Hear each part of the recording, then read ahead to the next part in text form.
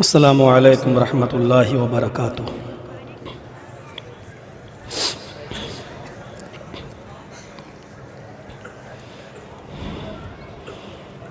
الحمد للہ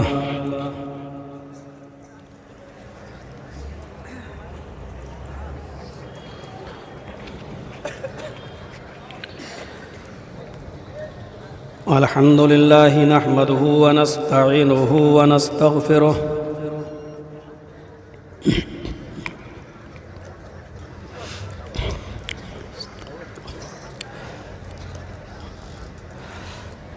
ونعوذ باللہ من شرور انفسنا ومن سیئات اعمالنا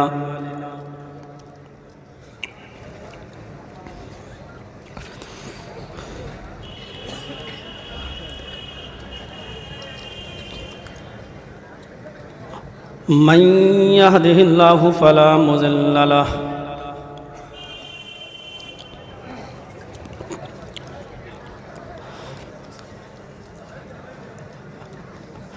ومن يضلله فلا هادي له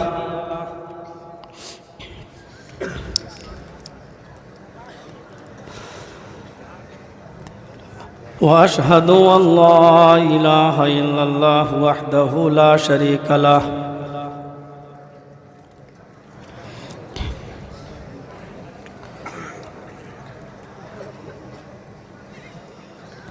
وأشهد أن محمدًا عبده ورسوله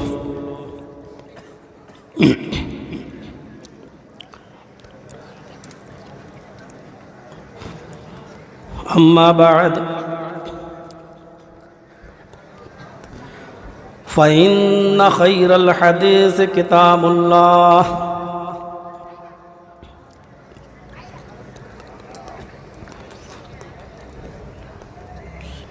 وخير الهدي هدي محمد صلى الله عليه وسلم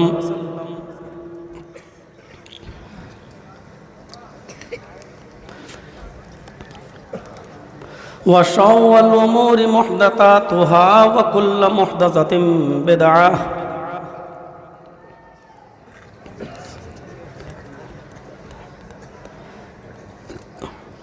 وكل بدعة ضلالة وكل ضلالة في النار۔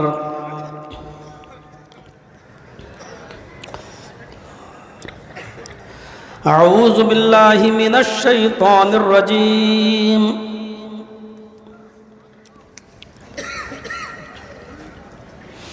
بسم اللہ الرحمن الرحیم۔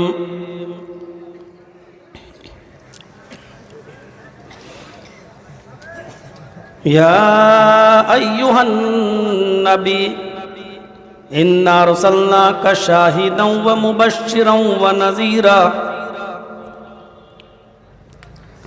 وداعیا الی اللہ باذنہ وسراجا منیرا۔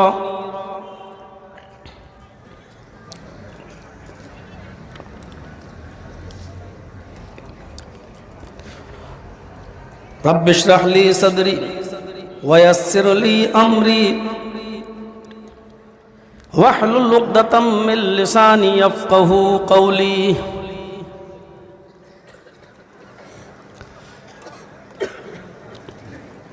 اس عظیم الشان اجلاس کے نہایت ہی عظیم صدر فضیلت الشیخ محمد جنید المکی حفظہ اللہ،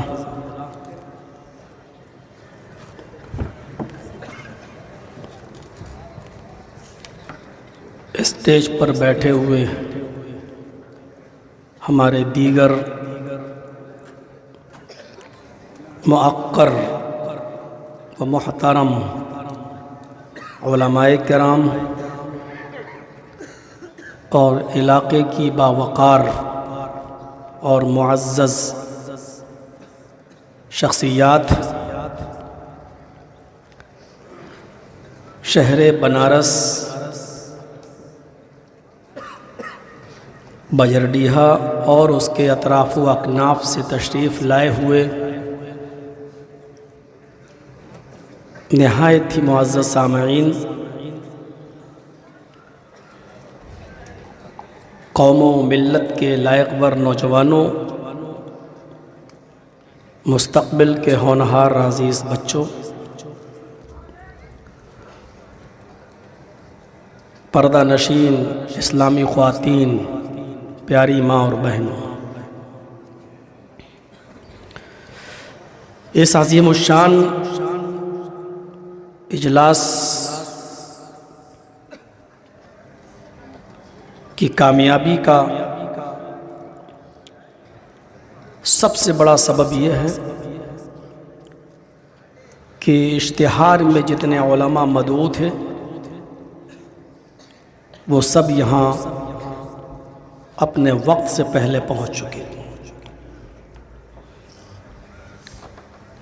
امیر الہند اصغر علی امام مہدی حفظہ اللہ، باوجود اس کے کہ وہ کافی بیمار تھے اور کولکاتہ میں ہاسپٹل میں ڈاکٹر ان کو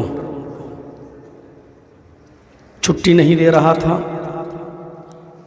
لیکن انہوں نے ضد کر کے شیخ جنید مکی کی دعوت پر حاضری دینے کو فوقیت دی، اور باوجود اس کے کہ وہ کافی بیمار تھے اس کے باوجود وہ یہاں پہنچے۔ حالانکہ صبح سے ان کی بھی یہاں پانی کی بوتلیں چڑھیں، دوا اور علاج ہوا، لیکن انہوں نے بھی اس اجلاس میں پہنچ کر زینت بخشی۔ مرکزی جمعیت اہل حدیث کے خازن جناب الحاج وکیل پرویز صاحب، جو واقعی اب سفر کرنے کے لائق نہیں رہے، کافی بیمار رہتے ہیں، وہ بھی اصغر علی امام مہدی حفظہ اللہ کے ساتھ یہاں پہنچے۔ ہمارے نہایت ہی بزرگوار اور جمعیت و جماعت کا بہت ہی زیادہ درد رکھنے والے الہ آباد سے نسو پہلوان جیسی شخصیت جو کافی بیمار رہتی ہے، اس کے باوجود اپنی گاڑی ریزرو کر کے وہ اس جلسے میں آئے اور آپ کے اسٹیج پر وہ جلوہ افروز ہیں۔ ہم دعا کرتے ہیں اللہ تبارک و تعالیٰ ان کو صحت کاملہ اور عاجلہ عطا فرمائے۔ جمعیت شبان المسلمین کے ماتحتی میں اور اس کی زیر نگرانی میں جب بھی کوئی کارکرم، کوئی بھی پروگرام ہوا، اللہ تبارک و تعالیٰ نے اس کو ہمیشہ کامیابی عطا فرمائی، اس میں کوئی شک نہیں۔ نیتیں صاف ہوں، ارادے نیک ہوں، اللہ رب العالمین برکت عطا فرماتا ہے۔ آج کی یہ رونق دیکھ کر یقیناً خوشی ہوتی ہے اور ہو رہی ہے۔ جمعیت شبان المسلمین کئی سالوں سے آپ کے علاقے میں کام کر رہی ہے، رفاہی، فلاحی۔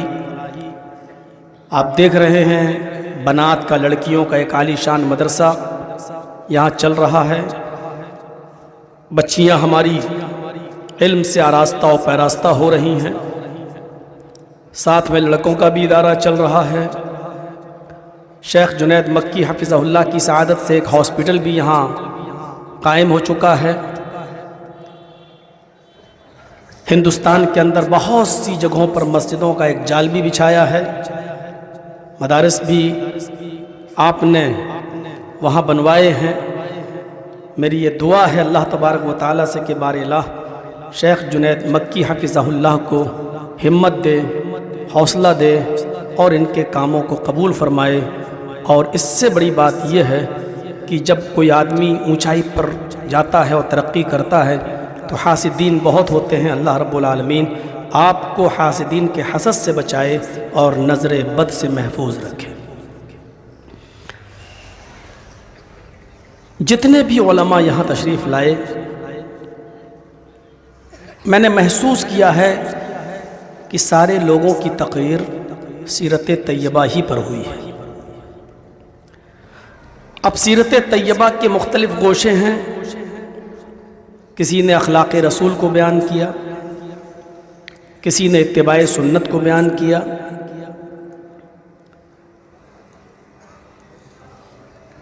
میں بھی جہاں روم پر آرام کر رہا تھا تو اپنا ذہن بنا رہا تھا کہ بنارس بڑا حساس علاقہ ہے، اور خاص طور پر میرے لیے تو ہے ہی۔ جو باتیں میں کھل کر بہار میں اور بنگال میں، اڑیسہ میں اور کرناٹک میں، دہلی اور بامبے میں بول لیتا ہوں، میں یہاں نہیں بول پاتا ہوں، اور اس کی بہت سی وجوہات ہیں۔ پھر میں نے سوچا کہ ہم بھی سیرت طیبہ سے نہ ہٹیں۔ جلسے کا نام اشتہار میں آپ نے دیکھا ہوگا، دین رحمت ہے۔ ہمارے نبی کو اللہ تبارک و تعالیٰ نے بھی رحمت للعالمین بنا کر بھیجا تھا۔ نبی اکرم صلی اللہ علیہ وسلم کی زندگی کے کچھ اہم گوشے، ان پر میں تھوڑی سی روشنی آپ کے سامنے ڈالنا چاہتا ہوں۔ قرآن کریم کی جو آیت میں نے آپ کے سامنے تلاوت کی ہے خطبہ مسنونہ کے بعد، اللہ تبارک و تعالیٰ نے اس آیت کے اندر ہی نبی اکرم صلی اللہ علیہ وسلم کے چند اوصاف حمیدہ کا تذکرہ کیا ہے۔ آئیے اس آیت پر ہم نظر ڈالتے ہیں، اس کے ترجمے پر غور کرتے ہیں، اور پھر ہم آگے بڑھتے ہیں۔ یا ایھا النبی انا ارسلناک شاہدا ومبشرا ونذیرا وداعیا الی اللہ باذنہ وسراجا منیرا۔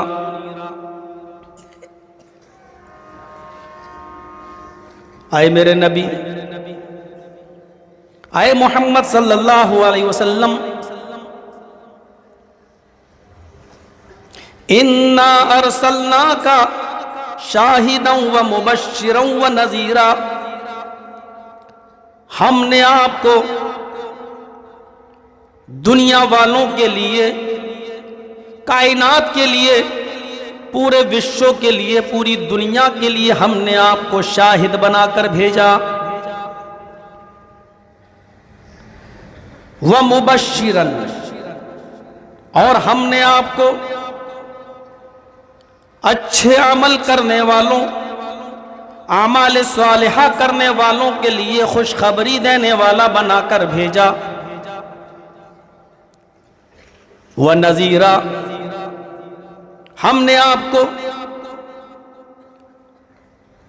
برے اعمال میں ملوث لوگوں کے لیے اللہ کے عذاب سے، جہنم سے، اللہ کی پکڑو دھکڑ سے ہم نے آپ کو ڈرانے والا بنا کر بھیجا،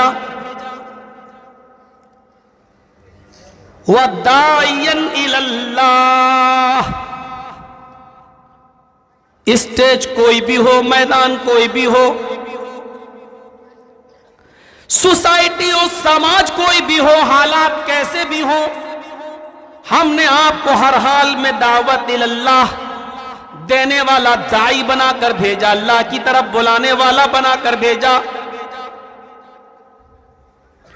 وَسِرَاجًا مُنِيرًا، اور ہم نے آپ کو پورے وشو کے لیے، پوری کائنات کے لیے روشن سورج بنا کر بھیجا، روشن چراغ بنا کر بھیجا، روشن آفتاب بنا کر بھیجا۔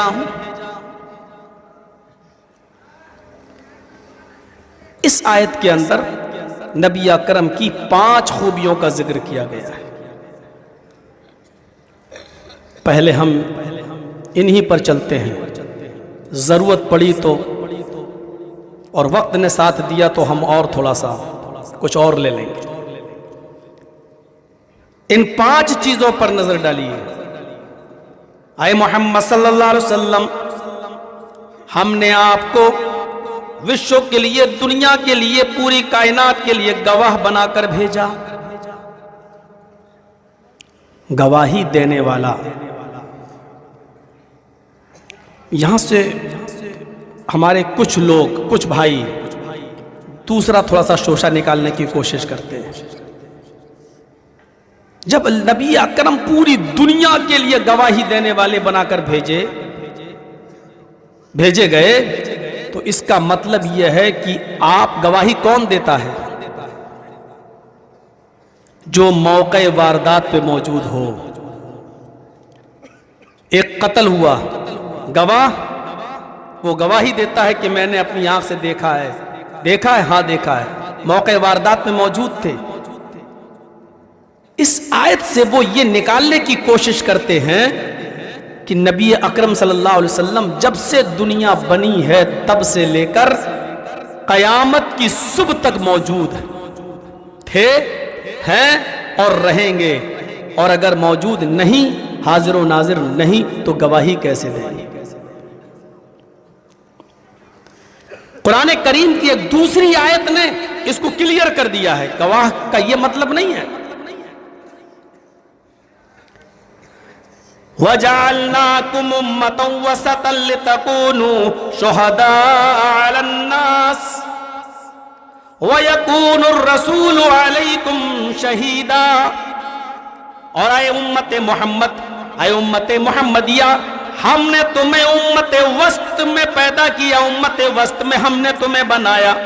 وَجَعَلْنَاكُمْ أُمَّةً وَسَطًا، امت وسط بنایا تاکہ تم لوگوں پر گواہ ہو جاؤ. لِتَكُونُوا عَلَى النَّاسِ شُهَدَاءَ عَلَى النَّاسِ، تاکہ تم لوگوں کے اوپر گواہ ہو جاؤ.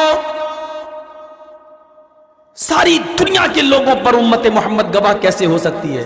آپ بتائیے تو. امت محمد سے پہلے عیسیٰ کی امت تھی، موسیٰ کی امت تھی، نوح کی امت تھی، ابراہیم کی امت تھی. اللہ تعالیٰ تو یہاں پر امت محمدیہ کو تمام لوگوں پر گواہی دینے والا بتا رہا ہے. یہ تمام لوگوں کی گواہی دے گی. امت محمدیہ تو محمد الرسول اللہ کے بعد جب آئی ہے تو یہ قوم نوح کی گواہی کیسے دے گی؟ ابراہیم علیہ السلام کے زمانے میں تو امت محمد تھی نہیں، پھر گواہی کیسے دے گی؟ اس آیت کے سبب ورود اور شان نزول پر جائیے تو آپ کو پتا چلے گا کہ اللہ تبارک و تعالی جب قیامت کے دن حضرت نوح سے کہے گا، اے نوح، ہم نے تمہارے درمیان جو پیغمبر بھیجے تھے انہوں نے تم تک ہماری دعوت کو پہنچایا یا نہ پہنچایا؟ قوم نوح منع کر دے گی کہ اللہ ہمارے پاس کوئی ڈرانے والا نہیں آیا تھا. تب اللہ تبارک و تعالیٰ کہے گا، اے نوح، تمہاری امت تو منع کر رہی ہے، بخاری پڑھیے، تمہاری امت تو منع کر رہی ہے کہ ہمارے پاس تو کوئی ڈرانے والا نہیں آیا تھا. تو حضرت نوح علیہ السلام فرمائیں گے کہ اے اللہ، اگر یہ میری بات پر یقین نہیں کرتی تو جناب محمد رسول اللہ صلی اللہ علیہ وسلم سے پوچھ لے. محمد رسول اللہ صلی اللہ علیہ وسلم گواہی دیں گے کہ نوح علیہ السلام نے اپنی قوم کو، اپنی امت کو پوری کی پوری حق بات پہنچا دی تھی. امت نوح، قوم نوح یہ جھوٹ بول رہی ہے. اس پر قوم نوح اعتراض کرے گی کہ اے میرے پروردگار، ہم محمد رسول اللہ کی بات کیسے مان لیں؟ یہ تو نوح کے بہت بعد میں آئے، یہ کیسے نوح کی گواہی دے سکتے ہیں کہ نوح ہمارے پاس آئے تھے یا نہیں آئے تھے؟ اس پر اللہ کے نبی صلی اللہ علیہ وسلم فرمائیں گے کہ اے اللہ، تو نے ہمیں جو قرآن دیا تھا، تو نے ہمیں جو کتاب دی تھی، جو قرآن دیا تھا، اس قرآن میں تو نے ہمیں بتایا تھا، اور تو ہر چیز کا علم رکھتا ہے. اس قرآن نے ہمیں بتایا کہ نوح علیہ السلام نے اپنی امت کو، اور ہر نبی نے اپنی امت میں پوری دعوت و تبلیغ کا فریضہ انجام دیا. نبی اکرم صلی اللہ علیہ وسلم کی اس گواہی پر امت محمدیہ بھی گواہی دے گی. ہاں، ہماری کتاب میں قرآن کے اندر یہ موجود تھا کہ ہر نبی نے اپنی امت کے اندر دعوت پیش کی ہے. آج یہ لوگ جھوٹ بول رہے ہیں. یہی بات کہی گئی، لِتَكُونُوا شُهَدَاءَ عَلَى النَّاسِ، اے امت محمدیہ، ہم نے تمہیں امت وسط میں بیچ میں بنایا ہے تاکہ تم لوگوں پر گواہی دو. وَيَكُونَ الرَّسُولُ عَلَيْكُمْ شَهِيدًا، اور محمد رسول اللہ تمہارے اوپر گواہ بن جائیں کہ ہاں، میری امت بالکل ٹھیک کہہ رہی ہے، میری امت کے पास जो कुरान था, जो हमने दिया था, हमने अपनी उम्मत को बताया था कि नूह अलैहिस्सलाम ने भी, इब्राहिम ने भी, यहया ने भी, जकरिया ने भी, मूसा ने भी, ईसा ने भी, सारे नबियों ने अपनी अपनी दावत पूरी की, उन्होंने कोई खयानत नहीं की। मेरे प्यारे साथियों, पता ये भी चला कि मौके वारदात पे मौजूद होना जरूरी नहीं है। मैं आपसे भी कुछ सवाल कर सकता हूं, ये बताइए कि अगर गवाही देने वाला और जरूरी है उसके लिए कि वो मौके वारदात पर मौजूद हो, तो आप अपने कानों में उंगली देकर जब आजान देते हैं और पहला जुमला अदा करने के बाद जब दूसरा जुमला अदा करते हैं, अशहदु अल्ला इलाहा इल्लल्लाह, अशहद का माना भी तो यही होता है कि मैं गवाही देता हूं अल्लाह के अलावा कोई माबूद नहीं। आप गवाही देने वाले हैं और आप इस बात की गवाही दे रहे हैं कि अल्लाह के अलावा कोई माबूद नहीं। अब मैं आपसे ये सवाल करना चाहता हूं, क्या आप मौके वारदात पे मौजूद हैं? क्या आपने अल्लाह ताला को देखा है? क्या आप अल्लाह तबारक व तआला से मिले हैं? क्या आपने अल्लाह तबारक व तआला से मुलाकात की है? और जब आप अल्लाह से मिले नहीं, अल्लाह को देखा नहीं, अल्लाह से मुलाकात नहीं हुई, तो फिर आप गवाही कैसे दे रहे हैं? चलिए इससे भी 2 कदम आगे बढ़िए। अब आप एक और गवाही दे रहे हैं, अशहदु अन्ना मुहम्मदर रसूलुल्लाह, मैं गवाही देता हूं कि मोहम्मद अल्लाह के रसूल हैं सल्लल्लाहु अलैहि वसल्लम। मौके वारदात पे जब गवाह का होना जरूरी है, तो मुझे आप बताइए, क्या आपने जनाब मोहम्मद रसूलुल्लाह को देखा है? क्या आपने जनाब मोहम्मद रसूलुल्लाह से मुलाकात की है? क्या आप उनको जानते हैं?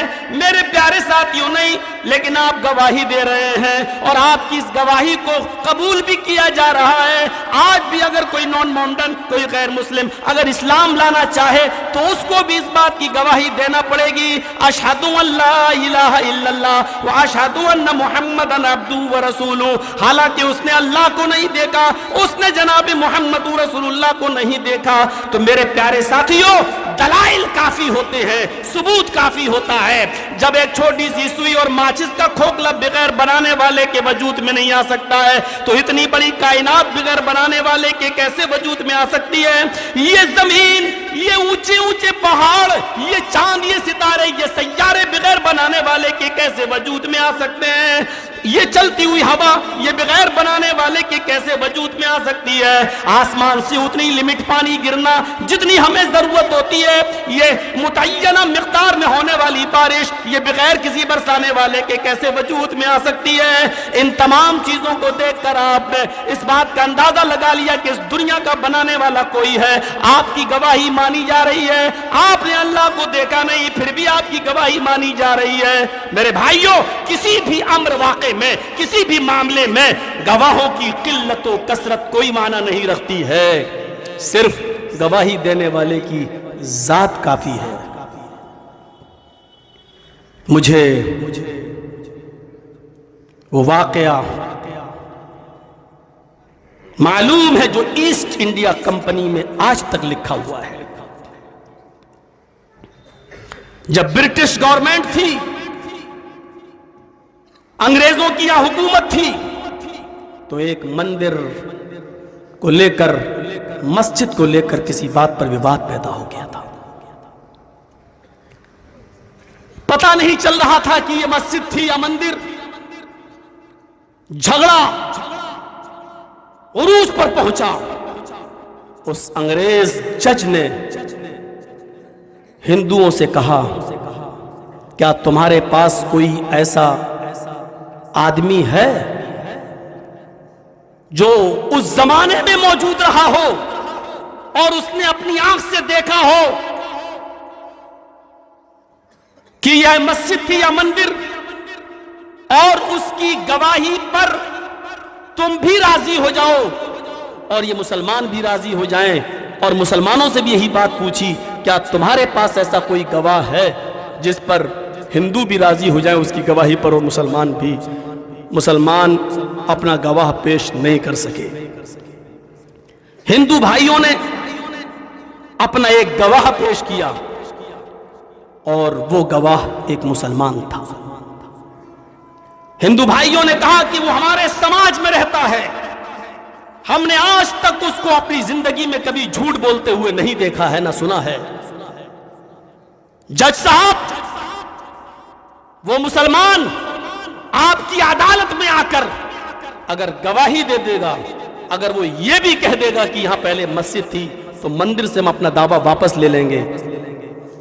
اس جج نے مسلمانوں سے پوچھا، کیا تمہیں وہ گواہ پسند ہے؟ تم اس کی گواہی کو معتبر مانتے ہو؟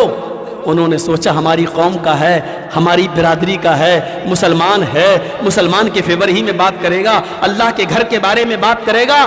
میرے پیارے ساتھیوں، کہا ہمیں منظور ہے اس کی گواہی۔ اس مسلمان نے کہا کہ میں نے قسم کھائی ہے کہ میں اپنی پوری زندگی کسی انگریز کا چہرہ نہیں دیکھیں گے۔ اس انگریز نے کہا کہ جج نے کہا کہ میں اپنی پیٹھ گھما لوں گا، مجھے صرف تمہاری گواہی درکار ہے، تم میرا چہرہ نہیں دیکھنا چاہتے ہو مت دیکھو، لیکن تمہاری ایک گواہی سے ایک جھگڑا ختم ہو جائے گا، آؤ اور عدالت میں گواہی دے تو بس تمہاری آواز میرے کانوں تک پہنچ جانی چاہیے۔ وہ اس شرط پر عدالت میں حاضر ہوئے کہ میں تمہارا چہرہ نہیں دیکھوں گا۔ اس نے کہا ٹھیک ہے، میں اپنا چہرہ نہیں دکھاؤں گا۔ وہ مسلمان گواہ، وہ بوڑھا آدمی جب کورٹ کے اندر، کچہری کے اندر، برٹش عدالت کے اندر جاتا ہے، کٹگھرے میں کھڑا ہوتا ہے اور اس انگریز جج کو مخاطب کر کے کہتا ہے آپ کا چہرہ دوسری طرف ہے، لیکن سن لیجئے میں گواہی دے رہا ہوں اور میری آواز تمہارے کانوں تک جائے گی۔ جس جگہ پر مندر و مسجد کا جھگڑا ہے، میں نے اپنی زندگی میں اس جگہ پر مندر دیکھا ہے، میں نے وہاں مسجد کبھی نہیں دیکھی ہے۔ مسلمانوں کا دعویٰ جھوٹا ہے، مسلمان بے ایمانی کر رہے ہیں، یہاں کبھی کوئی مسجد نہیں تھی، ہم نے جب بھی وہاں دیکھا تو مندر ہی دیکھا ہے، مسلمان اپنے دعوے میں جھوٹے ہیں۔ اس نے یہ گواہی دی اور یہاں سے چلے آئے، اور وہ گواہ وہاں سے چلا آیا اور فیصلہ مندر کے حق میں ہو گیا۔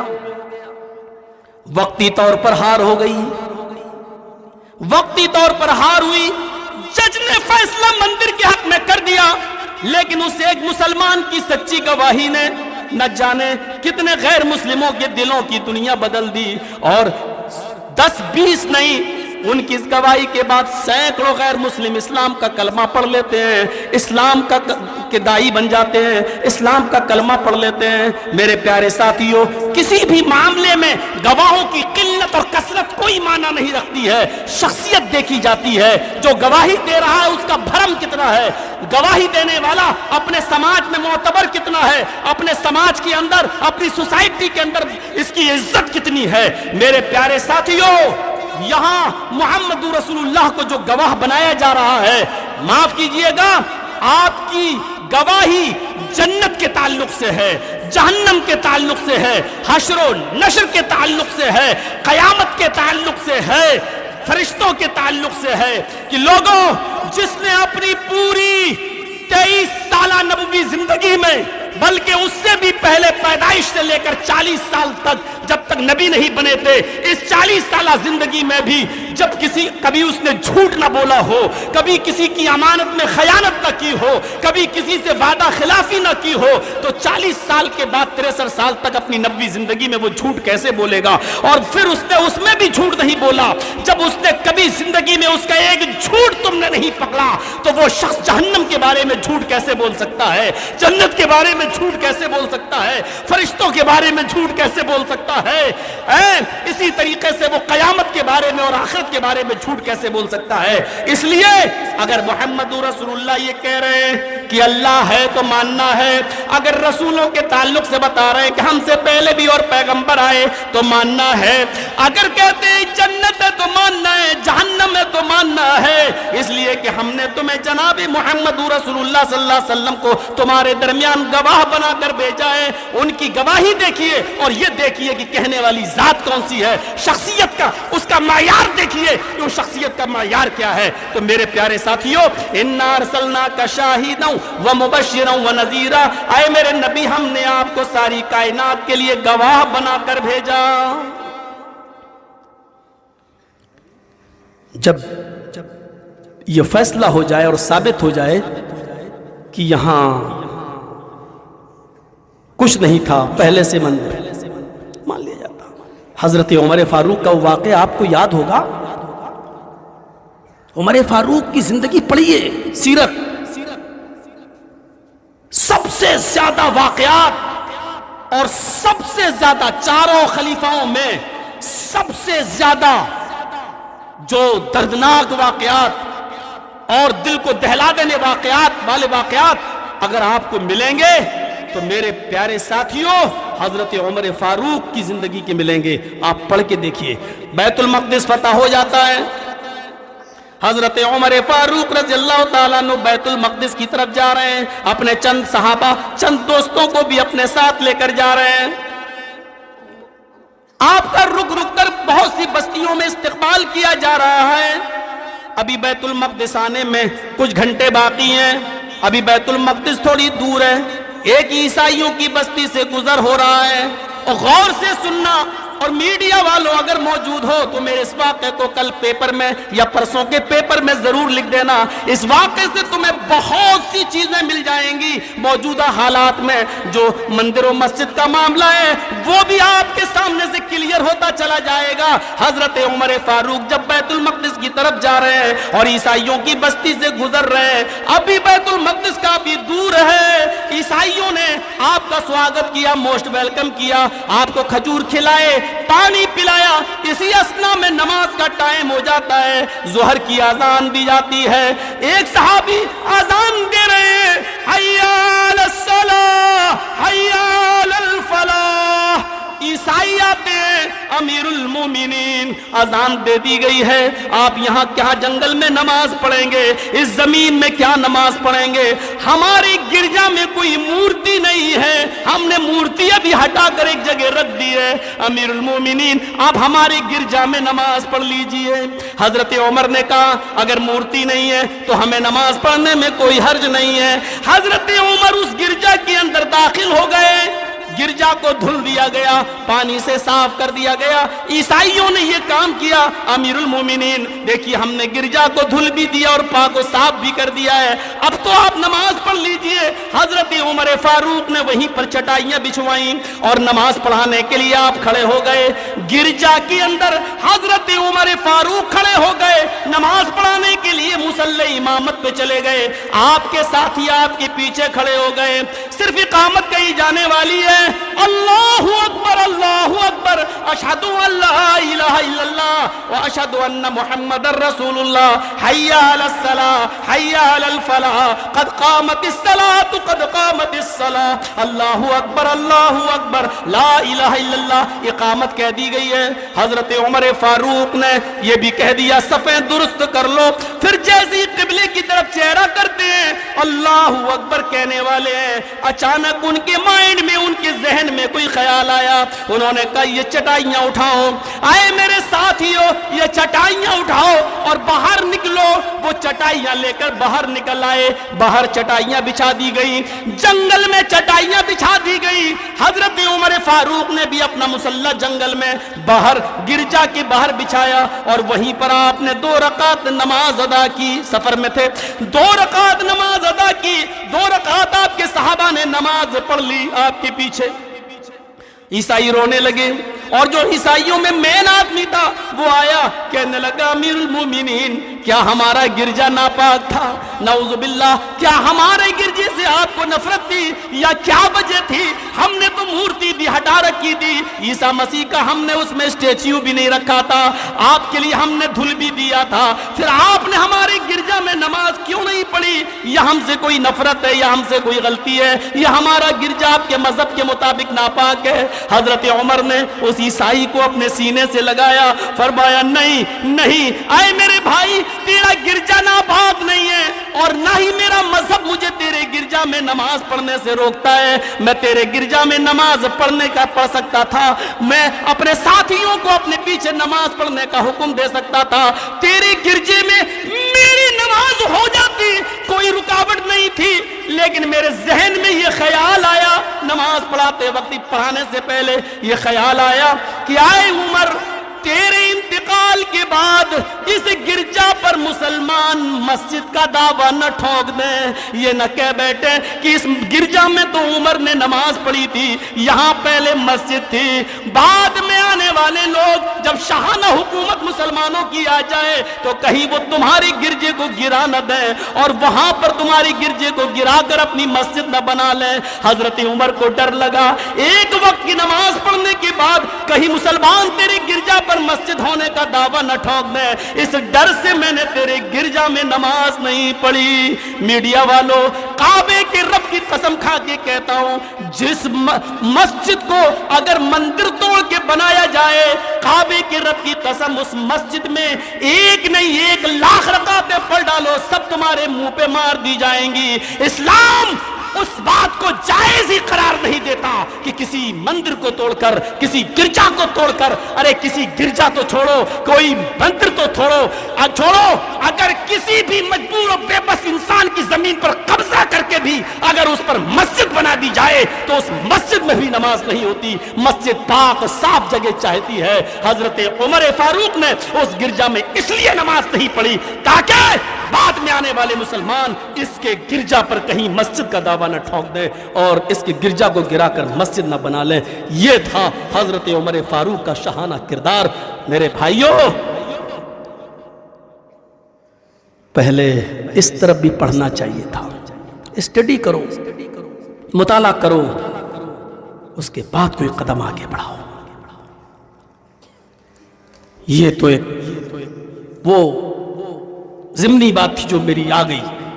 ہم دیکھیں، یا ایھا النبی انا ارسلناک شاہدا ومبشرا ونذیرا، یہ گواہ جس کی گواہی اللہ کے تعلق سے، رسولوں کے تعلق سے، اپنے سے پہلے آنے والی کتاب تورات و زبور انجیل، صحف اولین کے تعلق سے جو گواہی دی ہے، جب وہ اپنی 63 سالہ زندگی میں کبھی جھوٹ نہیں بولا تو اس میں بھی کیا جھوٹ بولے گا؟ اس لیے ہم نے آپ کو گواہ بنا کر بھیجا۔ ایک تو یہ دیکھو کہ جنت کی گواہی، اللہ کی گواہی، رسولوں کی گواہی، تورات و زبور اور انجیل کے بھی اسلامی کتاب ہونے کی گواہی، قیامت کی گواہی، فرشتوں کی گواہی کون دے رہا ہے؟ شخصیت دیکھو کون ہے، اس کا معیار دیکھو کون ہے۔ اس کا معیار وہ ہے کہ جب وہ بولتا ہے تو ابو جہل بھی کہتا ہے کہ ہم محمد کو جھوٹا نہیں کہتے، لیکن محمد جو بات پیش کرتا ہے اس پر ہمارا دل نہیں جلتا۔ یہ ہے اس کی گواہی کا معیار۔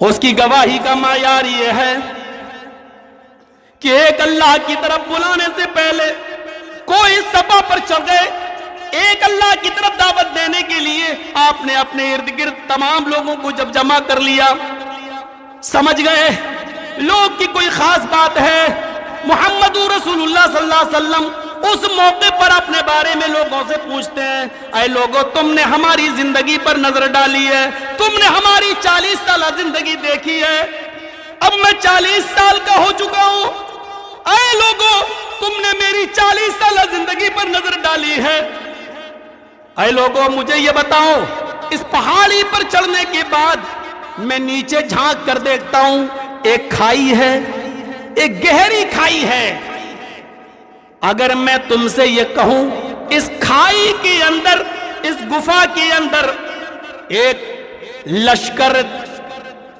جرار، ایک حملہ کرنے والا لشکر چھپا ہوا ہے، تم رات میں سو گے یہ تمہاری بستی پر حملہ کر دے گا، آئے میرے ساتھیوں، آئے پہاڑی کے نیچے جمع ہونے والے لوگوں، کوئی لشکر ہے نہیں، کوئی لشکر اس میں ہے نہیں، لیکن اگر میں یہ کہوں کہ ایک لشکر چھپا ہوا ہے، دیکھو کوئی لشکر ہے نہیں، لیکن اگر میں یہ کہوں کہ اس پہاڑی کے نیچے ایک لشکر چھپا ہے جو تم پر حملہ کرنے والا ہے، تو بتاؤ تم میری بات کا یقین کرو گے یا نہیں کرو گے؟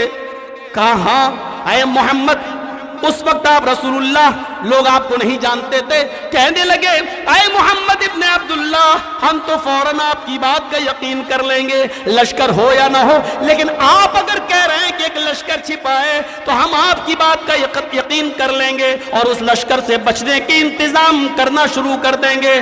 آپ نے پوچھا اے کوئی سبق کی، اے اس پہاڑی کے نیچے جمع ہونے والے لوگوں، میری بات پر اتنا بھروسہ کیوں، میری بات پر اتنا اعتبار کیوں؟ ان لوگوں کا جواب تھا قالوا ما جربنا الا صدقا، اے محمد ہم نے آپ کی 40 سالہ زندگی میں آپ کو کبھی جھوٹ بولتے ہوئے نہیں دیکھا، کبھی ہم نے آپ کو جھوٹ بولتے ہوئے نہیں دیکھا۔ جب آپ 40 سالہ زندگی میں جھوٹ نہیں بولے تو آج کیسے جھوٹ بولیں گے؟ آپ نے اپنے آپ کو اللہ کی دعوت کے لیے تیار کرنے سے پہلے قوم کے سامنے اور سماج کے سامنے اور سوسائٹی کے سامنے پہلے اپنے آپ کو پیش کیا، اپنا معیار بتایا۔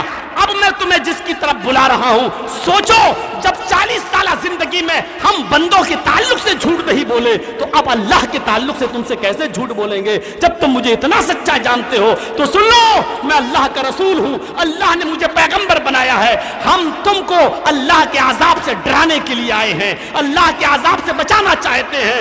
لوگوں لا الہ الا اللہ کی طرف ہم تمہیں بلانے کے لیے آئے، اتنا کہنا تھا۔ لا الہ الا اللہ پڑھنے والے تو بہت ملیں گے، ہر مسلمان ملے گا، لیکن جس دن اس کا معنی اور مفہوم سمجھ جائیں گے تو اچھے اچھوں کے کلیجے باہر نکل آئیں گے۔ اس کا مطلب یہ ہوتا ہے، اس کا مطلب یہ ہوتا ہے۔ عرب کے لوگ جانتے تھے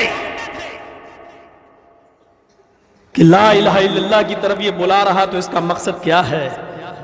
لا الہ الا اللہ کی طرف بلانے کا مقصد یہ ہے کہ خانہ کعبہ میں رکھے ہوئے 360 جو بزرگ تھے اور جن کے بت بنا لیے گئے تھے، ہمیں ان کی پوجا اور عبادت چھوڑنا پڑے گی، 360 معبودوں کی عبادت چھوڑنا پڑے گی۔ اللہ کی طرف بلا رہا ہے تو اس کا مطلب ہمیں اپنے معبود ود، سوا، یغوث، یعوق، نس، لات و منات اور عزا کو چھوڑنا پڑے گا۔ لا الہ الا اللہ کی طرف بلا رہا ہے تو اس کا مطلب یہ ہے کہ ہماری جو دعائیں اللہ تک لے جاتے ہیں، ہمارے جو بزرگ جو سفارشی ہیں، ہمیں ان کو چھوڑنا پڑے گا، ہمیں ان کے دامن کو ترک کرنا پڑے گا۔ یہ سب وہ جانتے تھے، اسی لیے انہوں نے محمد رسول اللہ کی اس آواز پر اپنا سر جھکا لیا۔ اب جھوٹا تو کہہ نہیں سکتے کیونکہ سچائی کا اعتراف تو ابھی کیا ہے۔ کوئی نہیں ملا، کھسیانی بلی کھمبا نوچے، کوئی نہیں ملا تو کہتے نا اس گھر کو آگ لگ گئی گھر کے چراغ سے۔ سب سے پہلے اٹھا تو کون اٹھا؟ ابو لہب، گھر کا آدمی۔ مخالفت گھر سے ہوتی ہے۔ ابھی 5 ایکڑ زمین ملی نہیں ہے، کتے پہلے پہنچ گئے ہڈی لینے کے لیے۔ یہ سٹیک مثال ہے، سٹیک سچی مثال ہے۔ ادھر بھی مخالفت گھر سے ہوئی، ادھر بھی مخالفت گھر سے ہوئی۔ اس گھر کو آگ لگ گئی گھر کے چراغ سے۔ میرے پیارے ساتھیوں ذرا تصور کرو، محمد رسول اللہ صلی اللہ علیہ وسلم کے بارے میں جو سب سے بڑا جملہ بولا گیا وہ کیا تھا؟ قالوا ما جربنا الا صدقا، ہم نے آپ کو سچ کے علاوہ کچھ نہیں دیکھا، کبھی نہیں دیکھا۔ سب چپ، ایک اللہ کی طرف آؤ، سب چپ۔ ابو لہب نے ہی مخالفت ایک دم چھوڑ دی۔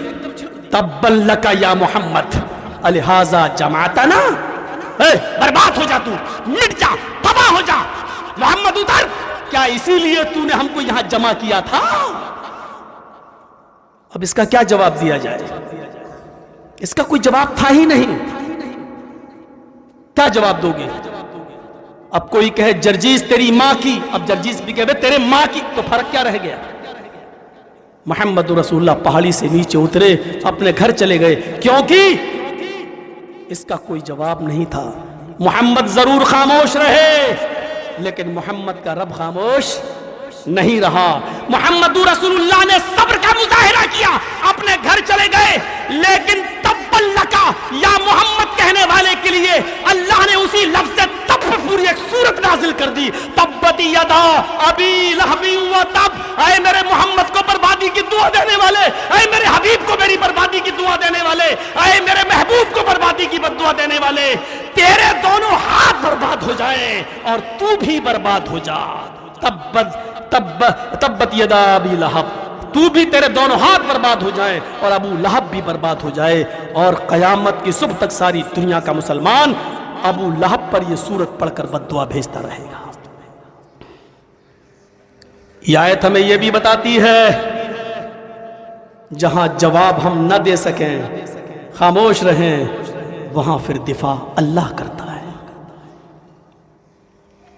वहां फिर दिफा अल्लाह करता है।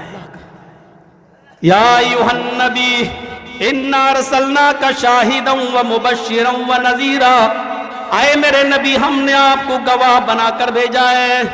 गवाह, वो गवाह इस बुलंदी के साथ उठा कि उसने जब गवाही दी कि अल्लाह है, जन्नत है, जहन्नम है, फरिश्ते हैं, कयामत आएगी, वो उठा तो उसकी गवाही पर आज मेरे भाइयों सिर्फ भारत ही के अंदर 30 से 35 करोड़ लोग उसकी गवाही पर गवाह बन गए। जो कहते हैं मुसलमान हिंदुस्तान में 20 करोड़ हैं, 22 करोड़ हैं, वो झूठे हैं मेरे भाइयों, तुम्हारी जनगणना झूठी है। मुसलमान 30-32 से 35 के लपेटे में है, 35 करोड़ के आसपास हैं। आज हिंदुस्तानी के अंदर मोहम्मदुर रसूलुल्लाह उस गवाह की गवाही पर आज भारती का, इस हिंदुस्तान का 35 करोड़ मुसलमान भी गवाही देने वाला बन गया। गवाह इस शानो शौकत के साथ उठता है मेरे प्यारे साथियों कि जब उसने हज्जतुल विदा के मौके पर खुतबा दिया, जब उसने हज्जतुल विदा के मौके पर खुतबा दिया, तो उस खुतबे के अंदर आपने ये भी फरमाया, लोगों अब एक बात बताओ, सारी बातें बताई, एक मंसूर बताया, एक उसूल बताया। पूरा खुतबा देने के बाद जब सारे लोगों को आपने अपनी बातें बता दी, तो उस मौके पर अल्लाह के नबी ने एक बात और पूछी, लोगों क्या अल्लाह ने मुझे जो दावत देकर भेजा था, जो पैगाम देकर भेजा था, जो अल्लाह ने मुझे जिम्मेदारी देकर भेजी थी, उस जिम्मेदारी को मैंने तुम तक पूरा कर दिया या नहीं? मैंने कोई चीज छिपाई तो नहीं है, मैंने कोई चीज तुमसे छिपाई तो नहीं है। सारा का सारा मजमा बोला, कालू बल्लगता व दैता व नसहता। आए मोहम्मद सल्लल्लाहु अलैहि वसल्लम, आए अल्लाह के प्यारे नबी, आए हमारी आंखों की ठंडक, आए मोहम्मदुर रसूलुल्लाह, हमारे माँ बाप आप पर कुर्बान, कैसी बातें कर रहे हैं? भला हम ये सोच सकते हैं कि आप खयानत करेंगे? आपने अल्लाह की उस दावत को जो अल्लाह ने आपको देकर भेजा था, आपने पूरी तरह अदा कर दी है, आपने उसको पहुंचा दिया है, आपने अपनी पूरी खैर ख्वाही हमारे साथ की है, आपने कोई चीज छिपाई नहीं है। नबी अकरम ने जब हज्जतुल विदा के खुतबे में तकरीबन कमोबेश 1,44,000 सहाबा के इस मजमे में जब सब लोगों की जबान से ये सुना, तो अल्लाह के नबी की नजरें आसमान पर पहुंच गई। आय अल्लाह देख ले, मेरी उम्मत मेरी गवाही दे रही है, आपने उम्मत की गवाही पर अल्लाह को भी गवाह बना दिया। शाहिद इस शानो शौकत के साथ उठता है कि उसने उम्मत की गवाही पर अल्लाह को भी गवाह बनाया। अल्लाहुम्मा शहद, अल्लाहुम्मा शहद, अल्लाहुम्मा शहद। ऐ अल्लाह मेरी उम्मत की गवाही पर तू भी गवाह बन जा, अल्लाह मेरी उम्मत की गवाही पर तू भी गवाह बन जा, अल्लाह मेरी उम्मत की गवाही पर तू भी गवाह बन जा। हो सकता है जैसे कयामत के दिन नूह की कौम नूह को झुठलाएगी, हो सकता है मेरी उम्मत मुझे झुठलाने लगे, तो मेरी उम्मत की गवाही पर तू भी गवाह बन जा। आज ये कह रहे हैं कि मैंने कोई चीज छिपाई नहीं है, सारी चीजें पहुंचा दी। ऐ अल्लाह मेरी उम्मत की गवाही पर तू भी गवाह बन जा। शाहिद इस शानो शौकत के साथ उठता है। मेरे प्यारे साथियों,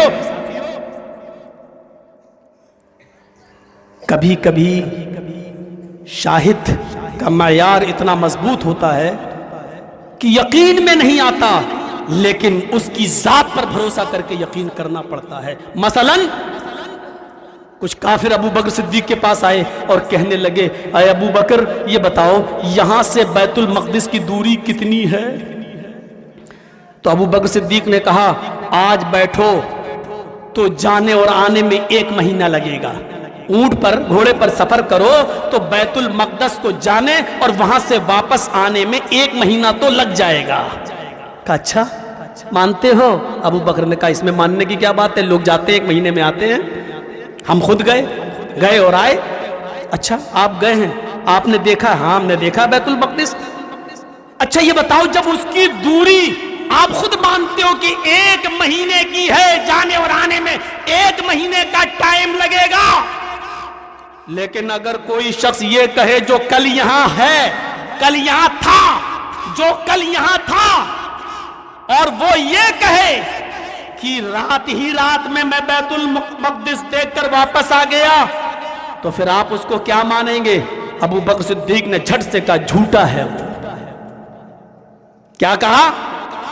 اگر کوئی شخص یہ کہتا ہے کہ میں رات ہی رات گیا اور آ گیا بیت المقدس دیکھ کر، تو وہ جھوٹا ہے. وہ ہنسے، کہنے لگے ابو بکر یقیناً وہ جھوٹا ہے. کہاں وہ جھوٹا ہے؟ سنو، جب تم تسلیم کر رہے ہو تو یہ دعویٰ تمہارے نبی محمد رسول اللہ نے کیا ہے.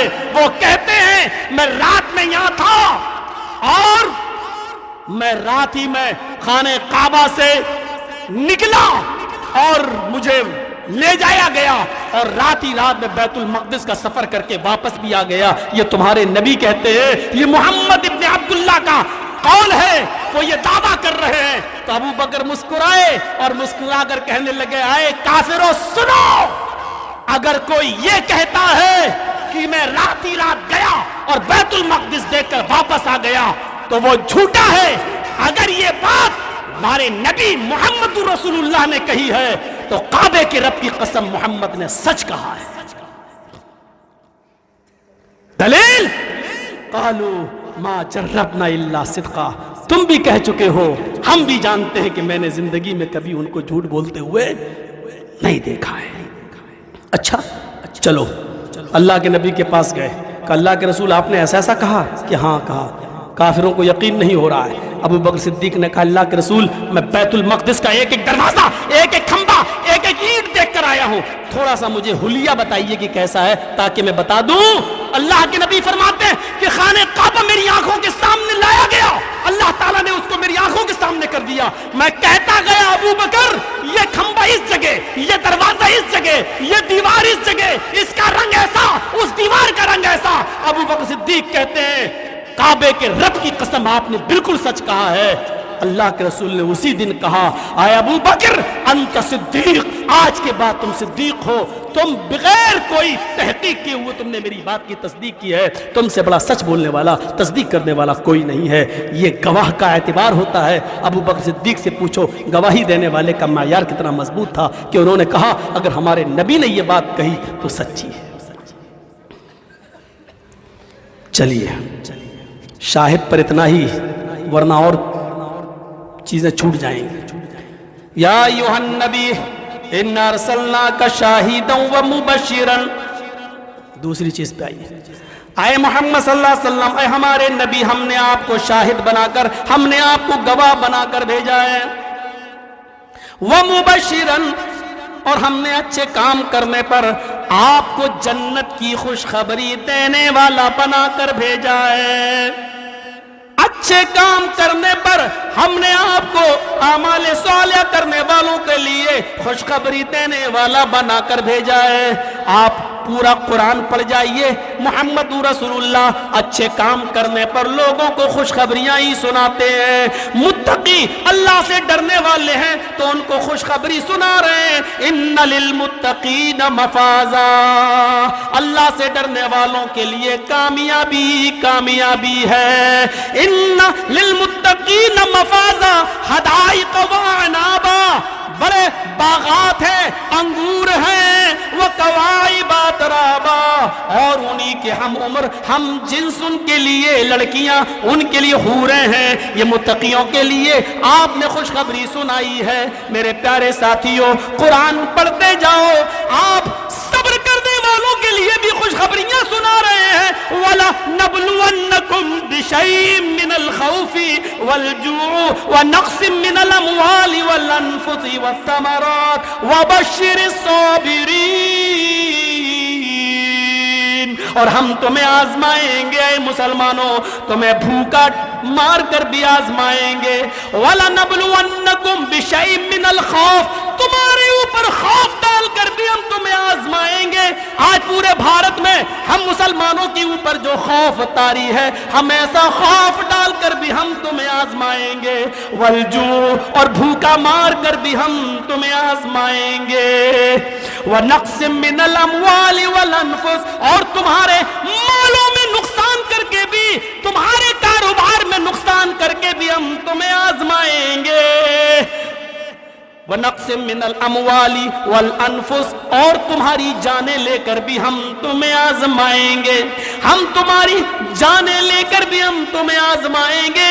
وَالثَّمَرَاتِ، تمہارے پھلوں کو، تمہاری کھیتیوں کو، تمہارے اناج کو، تمہارے پھل فروٹ کو برباد کر کے بھی ہم تمہیں آزمائیں گے۔ اے میرے حبیب، اے میرے نبی، ان تمام مصیبتوں میں میرے جو بندے صبر کر لیں، میرے جو بندے صبر کر لیں، ان کو جنت کی بشارت سنا دو، ان کو جنت کی خوشخبری سنا دو۔ محمد رسول اللہ صلی اللہ علیہ وسلم اعمال صالحہ پر لوگوں کو خوشخبری سنا رہے ہیں، لوگوں کو جنت میں جانے کی بشارت دے رہے ہیں۔ کبھی آپ خوشخبری یوں سناتے ہیں، من قال لا الہ الا اللہ دخل الجنہ، جو اپنی زبان سے لا الہ الا اللہ کہے گا وہ جنت میں داخل ہوگا۔ پھر آپ شرط لگا رہے ہیں، من قال لا الہ الا اللہ صدقا للقلب دخل الجنہ، جو لا الہ الا اللہ کہے گا اور وہ سچے دل سے کہے گا، یعنی اس کے لوازمات کو پورا کرے گا، تو وہ جنت کے اندر جائے گا۔ تو کبھی آپ یوں خوشخبری سنا رہے ہیں کہ من مات لا یشرک باللہ دخل الجنہ، جو دنیا میں مرا اور اس حال میں مرا کہ وہ اللہ کے ساتھ کسی کو شریک نہیں کرتا تھا، تو وہ جنت کے اندر جائے گا، وہ جنت کے اندر داخل ہوگا۔ کہیں میرے بھائیوں امام کائنات اٹھتے ہیں تو لوگوں کو اس طریقے سے خوشخبری سناتے ہیں، من کان آخر کلامہ لا الہ الا اللہ دخل الجنہ، جس نے مرنے سے پہلے آخری جملہ اپنی زبان سے لا الہ الا اللہ نکالا، وہ جنت کے اندر داخل ہوگا، وہ جنت کے اندر داخل ہوگا۔ وہ امام کائنات کبھی خوشخبری سناتے ہیں تو اس طریقے سے خوشخبری سناتے ہیں کہ ما منکم من احد یتوضؤ فیحسن الوضو، تم لوگوں میں سے جس نے وضو بنایا اور اچھی طریقے سے وضو بنایا، وضو کو وضو کے طریقے سے بنایا، اور وضو بنانے کے بعد، وضو کے بعد فارغ ہونے کے بعد ثم قال اشہد ان لا الہ الا اللہ، اور اس نے یہ دعا پڑھ لی اشہد ان لا الہ الا اللہ واشہد ان محمدا عبدہ ورسولہ۔ مسلم کے الفاظ ہیں، اللہ کے نبی فرماتے ہیں الا فتحت لہ ابواب الجنت الثمانیہ، اس کے لیے جنت کے 8 دروازے کھول دیے جاتے ہیں، اس کے لیے جنت کے 8 دروازے کھول دیے جاتے ہیں۔ یہ خوشخبری سنا رہے ہیں اعمال صالحہ پر۔ اے میرے حبیب، ہم نے آپ کو گواہ بنا کر بھیجا، ہم نے آپ کو خوشخبری دینے والا بنا کر بھیجا۔ کس طریقے سے خوشخبری دی جا رہی ہے؟ ہم نے دیکھیے، کہیں کہتے ہیں کہ جس نے مؤذن کے اذان کو دہرایا، کلمات کو دہرایا، اذا قال الامام اللہ اکبر اللہ اکبر فقولوا اللہ اکبر اللہ اکبر، جب امام کہے اللہ اکبر اللہ اکبر تو تم بھی کہو اللہ اکبر اللہ اکبر۔ بخاری کے صفحات پر یہ منظر دیکھو، اگر امام کہے اشہد ان لا الہ الا اللہ فقولوا اشہد ان لا الہ الا اللہ، تو تم بھی کہو اشہد ان لا الہ الا اللہ۔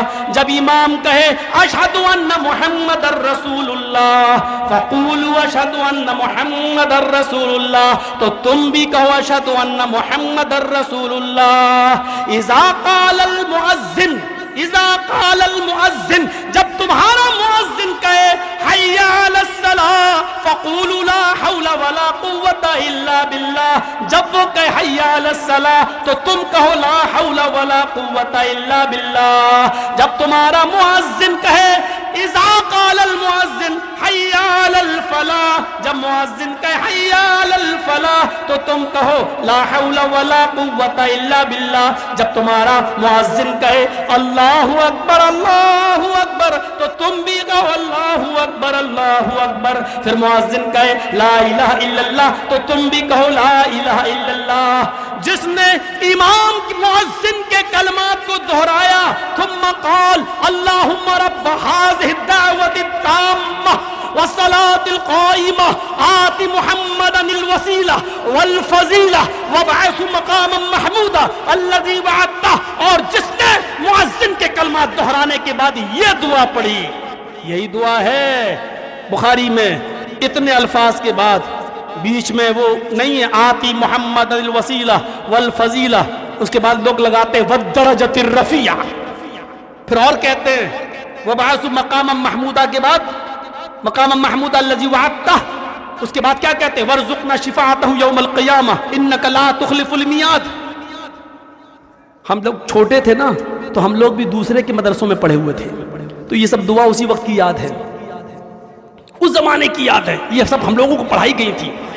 یہ سب انک لا تخلف المیعاد یہ کہیں ہے ہی نہیں, بخاری کے اندر یہ دعا ہی نہیں ہے. بخاری کے اندر صرف اتنی دعا ہے اللہم رب هذه الدعوة التامة والصلاة القائمة آت محمدا الوسیلہ والفضیلہ وابعثه مقاما محمودا الذی وعدتہ, بس اتنی دعا ہے. اور اللہ کے رسول کیا کہتے ہیں جس نے مؤذن کے کلمات دہرائے اور اس کے بعد یہ دعا پڑھ لی حلت له شفاعت یوم القیامہ, قیامت کے دن وہ جہنم کے دروازے پر کھڑا ہوگا, اللہ میرے لیے حلال کر دے گا, میں اس کی شفاعت کروں گا, میرے لیے اس کی شفاعت حلال ہو جائے گی. اور مجھے امید ہے اللہ کی ذات سے کہ میں اس کی بخشش کے لیے جب شفاعت کروں گا تو اللہ میری شفاعت کو قبول کرے گا, میں اس کو جنت کے اندر لے جاؤں گا. میرے پیارے ساتھیوں, خوشخبری سنا رہے ہیں جناب محمد رسول اللہ صلی اللہ علیہ وسلم. مبشر کبھی اس انداز سے خوشخبری سناتا ہے من بنا للہ مسجدا بنا اللہ لہ بیتن فی الجنہ, جس نے دنیا میں اللہ کے لیے مسجد بنائی اللہ قیامت کے دن جنت میں اس کے لیے گھر بنائے گا. میرے بھائیوں, مبشر کے انداز دیکھو, خوشخبری کس طریقے سے سنا رہا ہے, اعمال صالحہ پر لوگوں کو کس طریقے سے خوشخبری سنا رہا ہے. کبھی مبشر اس انداز سے خوشخبری دیتا ہے کہ لوگوں جس کی 3 بیٹیاں ہوں گی یا جس کی 3 بہنیں ہوں گی اور اس نے ان کو پڑھایا ہوگا, اس نے ان کو لکھایا ہوگا, اس نے ان کو اچھا ادب سکھلایا ہوگا اور اس نے ان کو اچھی تربیت دی ہوگی, اور پھر دیندار گھرانے میں اچھے دیندار لڑکوں کے ساتھ اپنی 3 بیٹیوں کی شادی کر دی ہوگی, تو وہ شخص اپنی 3 بچیوں کو تعلیم و تربیت دینے والا. میڈیا والوں, بچیوں کی تعلیم و تربیت پر محمد رسول اللہ جنت کی بشارت دے رہے ہیں. کون کہتا ہے کہ اسلام عورتوں کو تعلیم سے روکتا ہے, لڑکیوں کو تعلیم سے منع کرتا ہے؟ کون کہتا ہے؟ میرے بھائیوں, اسلام اس طریقے کی تعلیم سے منع کرتا ہے جو آج دلی کے جنتر منتر پر لڑکیوں کو اٹھا کے پٹکا جا رہا ہے, ان کے ہاتھ کھینچے جا رہے ہیں, ان کے سینوں پہ ہاتھ ڈالے جا رہے ہیں اور ان کو لاٹھیوں سے پیٹا جا رہا ہے. اسلام یہ نوبت ہی نہیں آنے دیتا ہے. اسلام کہتا ہے لڑکیوں کو تعلیم دو, تربیت دو, اچھا ادب سکھلاؤ اور ان کو حسن ادب سکھلانے کے بعد ان کا نکاح بھی دیندار گھرانے میں کر دو. یعنی یہ باپ کی ذمہ داری ہے ان کے لیے نیک دیندار لڑکا دیکھنا. پھر اسلام کیا کہتا ہے, محمد رسول اللہ وہ مبشر کیا فرماتے ہیں, کہتے ہیں جس نے ایسا کیا وہ باپ جنت میں میرے ساتھ ایسے ہوگا جیسے یہ دونوں انگلی آپس میں ملی ہوئی ہے, وہ میرا پڑوسی بن کر رہے گا.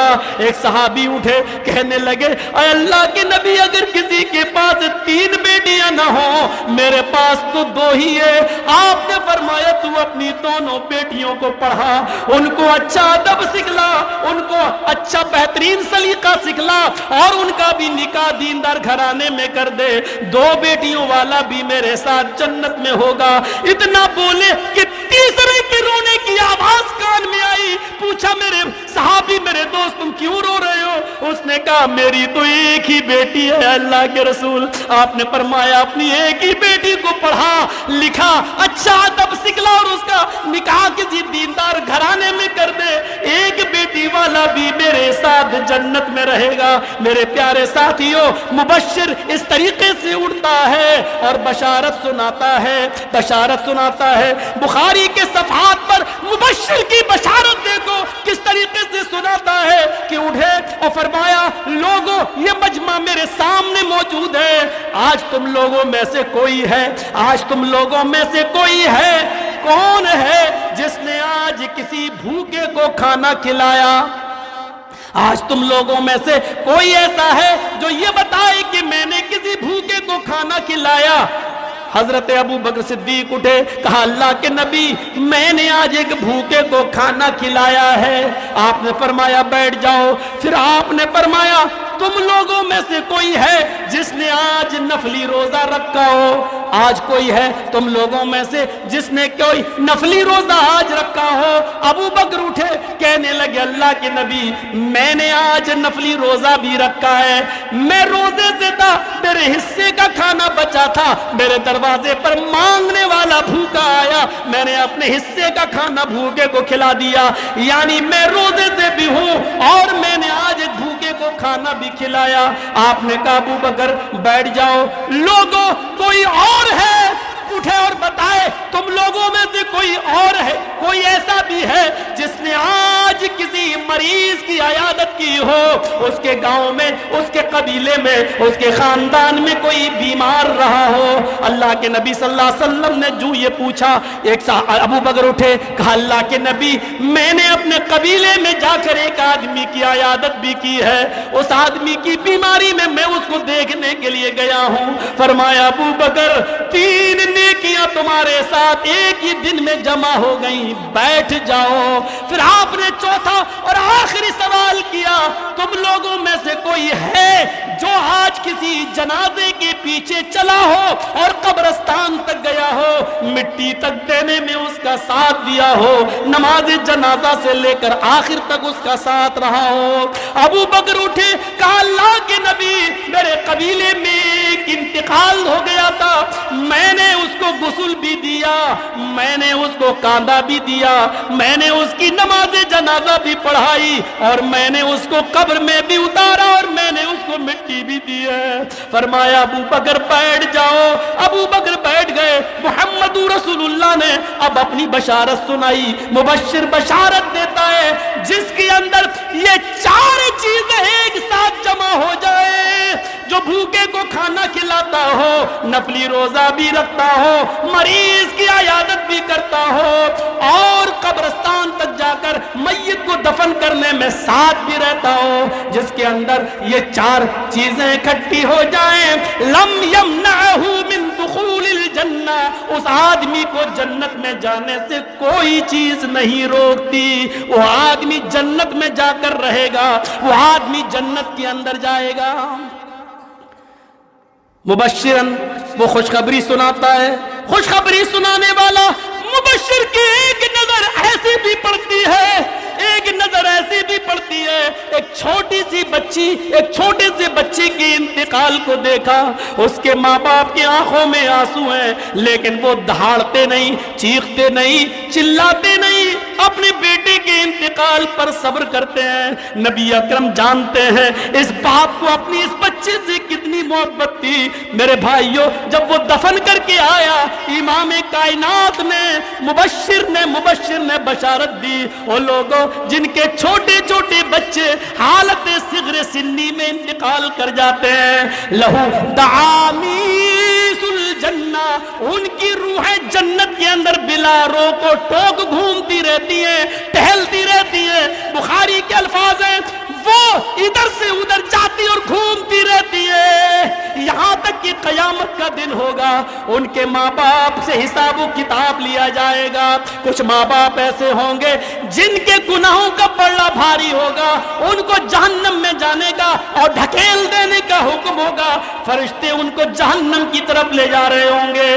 اچانک اللہ روکے گا، اے فرشتوں رک جاؤ، یہ وہ ماں باپ ہیں جن کے چھوٹے چھوٹے بچوں کو ہم نے دنیا میں چھینا تھا، جن کے چھوٹے چھوٹے بچوں کو को हमने दुनिया में इनसे छीना था, इनको जहन्नम में बाद में डालना, पहले उन छोटे छोटे बच्चों को इनसे मुलाकात करा दो, इन अपने माँ बाप से मिलवा दो।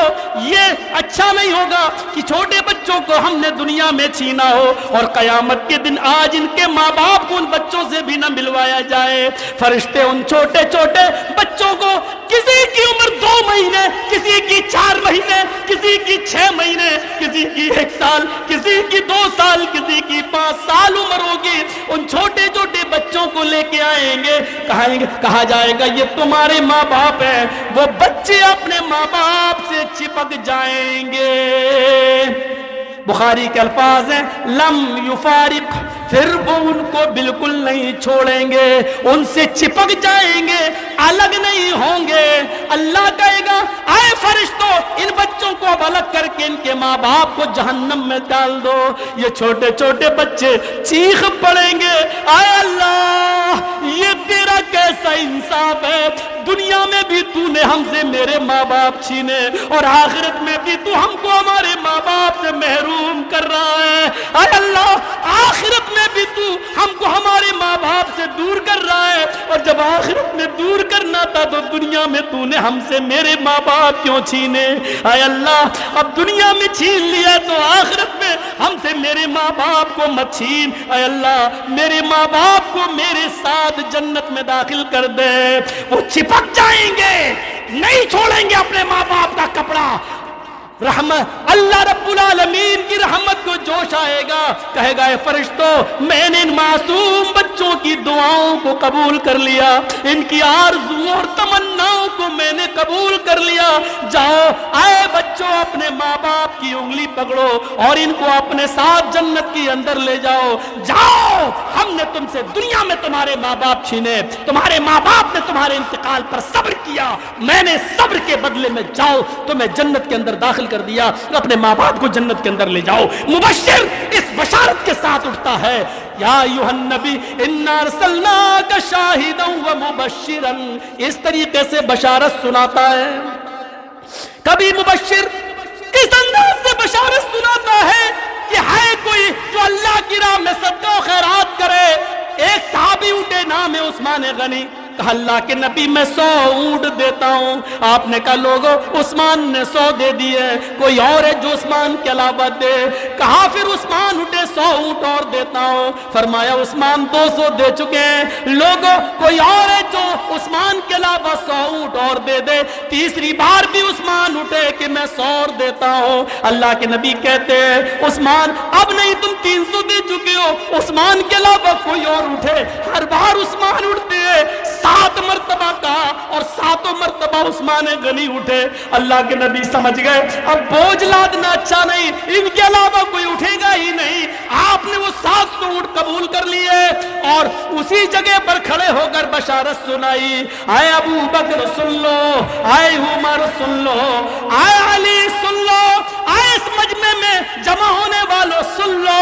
अभी अभी जिब्रील मेरे पास आए और उस्मान गनी के बारे में बहुत बड़ी बशारत देकर गए हैं। उस्मान आज तुमने इतनी बड़ी नेकी का काम किया है, इतनी बड़ी नेकी का काम किया है कि अल्लाह ने फरमाया कि माज़र्रा उस्मान, माज़र्रा उस्मान, माज़र्रा उस्मान, मामिला बादल यौम कद्दु। आज के बाद अगर उस्मान एक भी नेक काम न करे फिर भी अल्लाह उसको जन्नत देकर रहेगा। मुबश्शिर इस बशारत के साथ उठता है।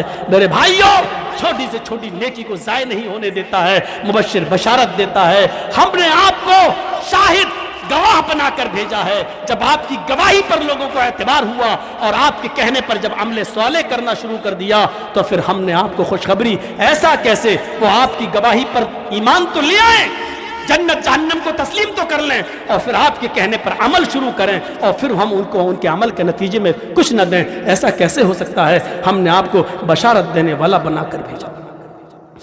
बशारत कभी इस अंदाज से दी जाती है, आखिरी सांसें चल रही है, होठों में हरकत बंद होने वाली है, फातिमा के लिए रोजाना उठ जाते हैं, आज बिस्तर से उठने की ताकत नहीं है। हजरत फातिमा नबी अकरम के पास आती हैं, उस वक्त आपका हाल ये था, पानी के बर्तन में आप प्याले में हाथ डालते जाते। पढ़ो बुखारी किताब मर्ज़ नबी सल्लल्लाहु अलैहि वसल्लम, बार बार पानी में हाथ डालते जाते, अपने जिस्म पर मलते जाते और कहते जाते, इन्ना लिल मौति सकरात, इन्ना लिल मौति सकरात, इन्ना लिल मौति सकरात। यहाँ मौत का तर्जमा क्या किया जाए मेरे प्यारे साथियों? लफ्ज़ मौत का, लफ्ज़ मौत साफ दिखाई दे रहा है। बुखारी के सफ़हात में मौत लिखा है, यहाँ हिजाब नहीं लिखा, पर्दे का लफ्ज मौजूद नहीं है, यहाँ साफ लफ्ज मौजूद है, इन्ना लिल मौति सकरात। मौत के लिए बड़ी दुश्वारियां हैं, मौत के लिए बड़ी बेचैनियां हैं, मौत के लिए बड़ी परेशानियां हैं, मौत के लिए बड़ी सख्तियां हैं। हजरत फातिमा जब ये सुनती है तो कहती है, अबता वाह, अबता वाह करबा, अबता हाय मेरे अब्बू की तकलीफ। अपने अब्बू की तकलीफ को देखा, फातिमा की जबान से जुमला निकला, फौरन सीने से लगाया और उनके कान में जुमला फरमाया, फातिमा तुम्हें गम करने की जरूरत नहीं है, तुम्हारे बाप को आज के बाद कभी इतनी तकलीफ नहीं होगी। लेकिन सुनो, कान इधर लाओ। आए फातिमा, मुबश्शिर अपनी बेटी को इस अंदाज से बशारत सुनाता है, फातिमा जिब्रील ने अभी कहा कि फातिमा से कह दो, अल्लाह ने फातिमा को फातिमतु सय्यदतु निसाई अहलिल जन्ना, अल्लाह ने फातिमा को जन्नत की तमाम औरतों का सरदार बना दिया। मेरे भाइयों, इस अंदाज से मुबश्शिर बशारत देता है। मेरे भाइयों, कहां ले जाओगे मुबश्शिर की वो बशारतें? दो चीजें, शाहिद और मुबश्शिर। जहां खुशखबरियां सुनाई हैं वहां एक पहलू पर ही इक्तिफा नहीं किया, अल्लाह ने तीसरी सिफत भी बता दी, वह नजीरा, हमने आपको डराने वाला भी बनाकर भेजा है। डराने वाला। इंजार का सही तर्जमा यह होता है कि किसी भी गलत काम से निकलने वाले बुरे नताइज से किसी को बाखबर कर देना कि तुम ये काम कर रहे हो, इसका नतीजा ये होगा। उस नतीजे से बाखबर कर देने का नाम इंजार है, उस नतीजे से खबरदार कर देने का नाम इंजार है, डराना है। नबी अकरम सल्लल्लाहु अलैहि वसल्लम ने इसका सही हक अदा किया है। आप पूरी जिंदगी लोगों को कभी कब्र के अजाब से डराते हुए नजर आते हैं, कभी जहन्नम के अजाब से डराते हुए नजर आते हैं, कभी जहन्नम का नक्शा खींचते हुए नजर आते हैं, कभी कब्र की सख्तियों से डराते हैं। सही हक अदा किया लोगों, और यही वजह थी। पढ़िए हजरत उस्मान गनी रजी अल्लाह ताला अन्हु का मंजर, जब उनके सामने अजाब जहन्नम का जिक्र किया जाता तो नहीं रोते, जब अजाब कब्र का जिक्र किया जाता तो रोते। लोगों ने पूछा, उस्मान कई मर्तबा मैंने देखा अजाब कब्र का जिक्र होता तो नहीं रोते, अजाब जहन्नम का जिक्र होता तो नहीं रोते, और कब्र का अजाब का जिक्र होता तो आपकी आंसुओं से दाढ़ी तर हो जाती। फरमाया, हाँ ये सच है, क्योंकि कब्र आखिरत की मंजिलों में से पहली मंजिल है। जो इस मंजिल से कामयाब हो गया वो तमाम मंजिलों से कामयाब हो जाएगा, और जो इस मंजिल में फंस गया उसके लिए हर मंजिल में फंसना ही फंसना है। आदमी पहली मंजिल पे चढ़ा नहीं, कहते लिफ्ट का जमाना है, पहली सीढ़ी पे चढ़े नहीं, छत पे चढ़ने की हम सोच रहे हैं। इस्लाम बुनियाद मजबूत करता है। देख लीजिए, बच्चा पैदा हुआ, ये नहीं कहा कि उसका बर्थडे मनाओ, ये कहा जब 7 साल का हो जाए तो नमाज का हुक्म, और 10 साल का हो जाए नमाज ना पढ़े तो सख्ती करो, मारो। बुनियाद मजबूत की। और फिर आगे बढ़कर कुरान ने कहा, कू अनफुसकुम, पहले अपने आप को बचाओ, फिर कहा व अहलीकुम नारा, फिर अपने अहलो अयाल और अपने बीवी बच्चों की फिक्र करो। नजीर इस अंदाज से डराता है लोगों को कि लोगों सुनो, जहन्नम को जब 1000 साल तक जलाया गया तो वो जहन्नम सफेद हो गई, پھر 1000 سال تک جلایا گیا تو وہ جہنم سرخ ہو گئی، پھر 1000 سال تک جلایا گیا تو وہ جہنم سیاہ ہو گئی، اور آج بھی سیاہ ہے، آج بھی کالی ہے، اور ایسی ہے وہ جہنم کہ سوئی کے سوراخ کے برابر بھی اگر اس میں سے کوئی جگہ کھول دی جائے، سوئی کے سوراخ کے برابر بھی اگر اس میں کوئی سانس کر دی جائے تو اس سے جو آگ نکلے گی، اس سے جو گرمی نکلے گی، اس گرمی سے جل کر ساری دنیا کب تباہ و برباد ہو جائے، ساری دنیا کب جل کر راکھ ہو جائے، یہ پتہ ہی نہیں چلے گا۔ میرے بھائیوں، نذیر اس انداز سے جہنم سے لوگوں کو ڈراتا ہے، اس انداز سے ہمارے نبی محمد رسول اللہ لوگوں کو جہنم سے ڈراتے ہیں۔ فرمایا یہ کام نہ کرو جہنم میں، یہ کام نہ کرو جہنم میں، یہ کام نہ کرو ورنہ جہنم میں جاؤ گے۔ اس انداز کو ذرا دیکھیے میرے بھائیوں، پڑھیے مختلف آیات جہنم، ان پر نظر ڈالیے اور دیکھیے کہ جہنم کی کس طریقے سے خوفناکی اور جہنم کی کس طریقے سے جاسوس تپش سے روکا ہے جناب محمد قرآن کی آیتوں نے، اور محمد رسول اللہ نے کیسا نقشہ کھینچا ہے۔ پڑھیے آپ حدیثوں کو، دیکھیے بخاری وغیرہ کے صفحات، ترمذی وغیرہ کے صفحات، مسلم وغیرہ کے صفحات۔ کبھی آپ فرماتے یوتا بھی جہنم یومئذ لہا 70,000 زمام، جہنم کو اس کھینچ کر لایا جائے گا اس حال میں کہ اس کی 70,000 لگامیں ہوں گی، 70,000 لگامیں، مع کل زمام 70,000 ملک یجرونہا، اور ہر ایک لگام کو 70,000 فرشتے کھینچ رہے ہوں گے، ہر ایک لگام کو 70,000 فرشتے کھینچ رہے ہوں گے۔ یا ایھا النبی انا ارسلناک شاہدا و مبشرا و نذیرا، اے میرے نبی ہم نے آپ کو شاہد بنا کر بھیجا، اے میرے نبی ہم نے آپ کو گواہ بنا کر بھیجا، ہم نے آپ کو مبشر بشارت دینے والا بنا کر بھیجا، و نذیرا، اور اے میرے نبی ہم نے آپ کو جہنم کے عذاب سے آپ کو ڈرانے والا بنا کر بھیجا۔ پھر ایک اور صفت پر آئیے جو اللہ کے رسول صلی اللہ علیہ وسلم نے اللہ تعالیٰ نے بیان کی ہے، وَدَاعِيًا إِلَى اللَّهِ بِإِذْنِهِ، اور آئے محمد صلی اللہ علیہ وسلم ہم نے آپ کو دعوت اللہ دینے والا داعی بنا کر بھیجا، اللہ کی طرف بلانے والا بنا کر بھیجا۔ اس میں سمجھتا ہوں کچھ بھی کہنے کی ضرورت نہیں ہے، آپ کی پوری ایک سرسری طور پر زندگی پر طائرانہ نظر ڈال لی جائے، عمیق نظر ڈالنے کا تو وقت نہیں ہے، طائرانہ نظر ڈال لی جائے تو آپ کی پوری زندگی اللہ کی طرف بلاتے ہوئے گزر گئی۔ 40 سال کے بعد جب نبی بنے،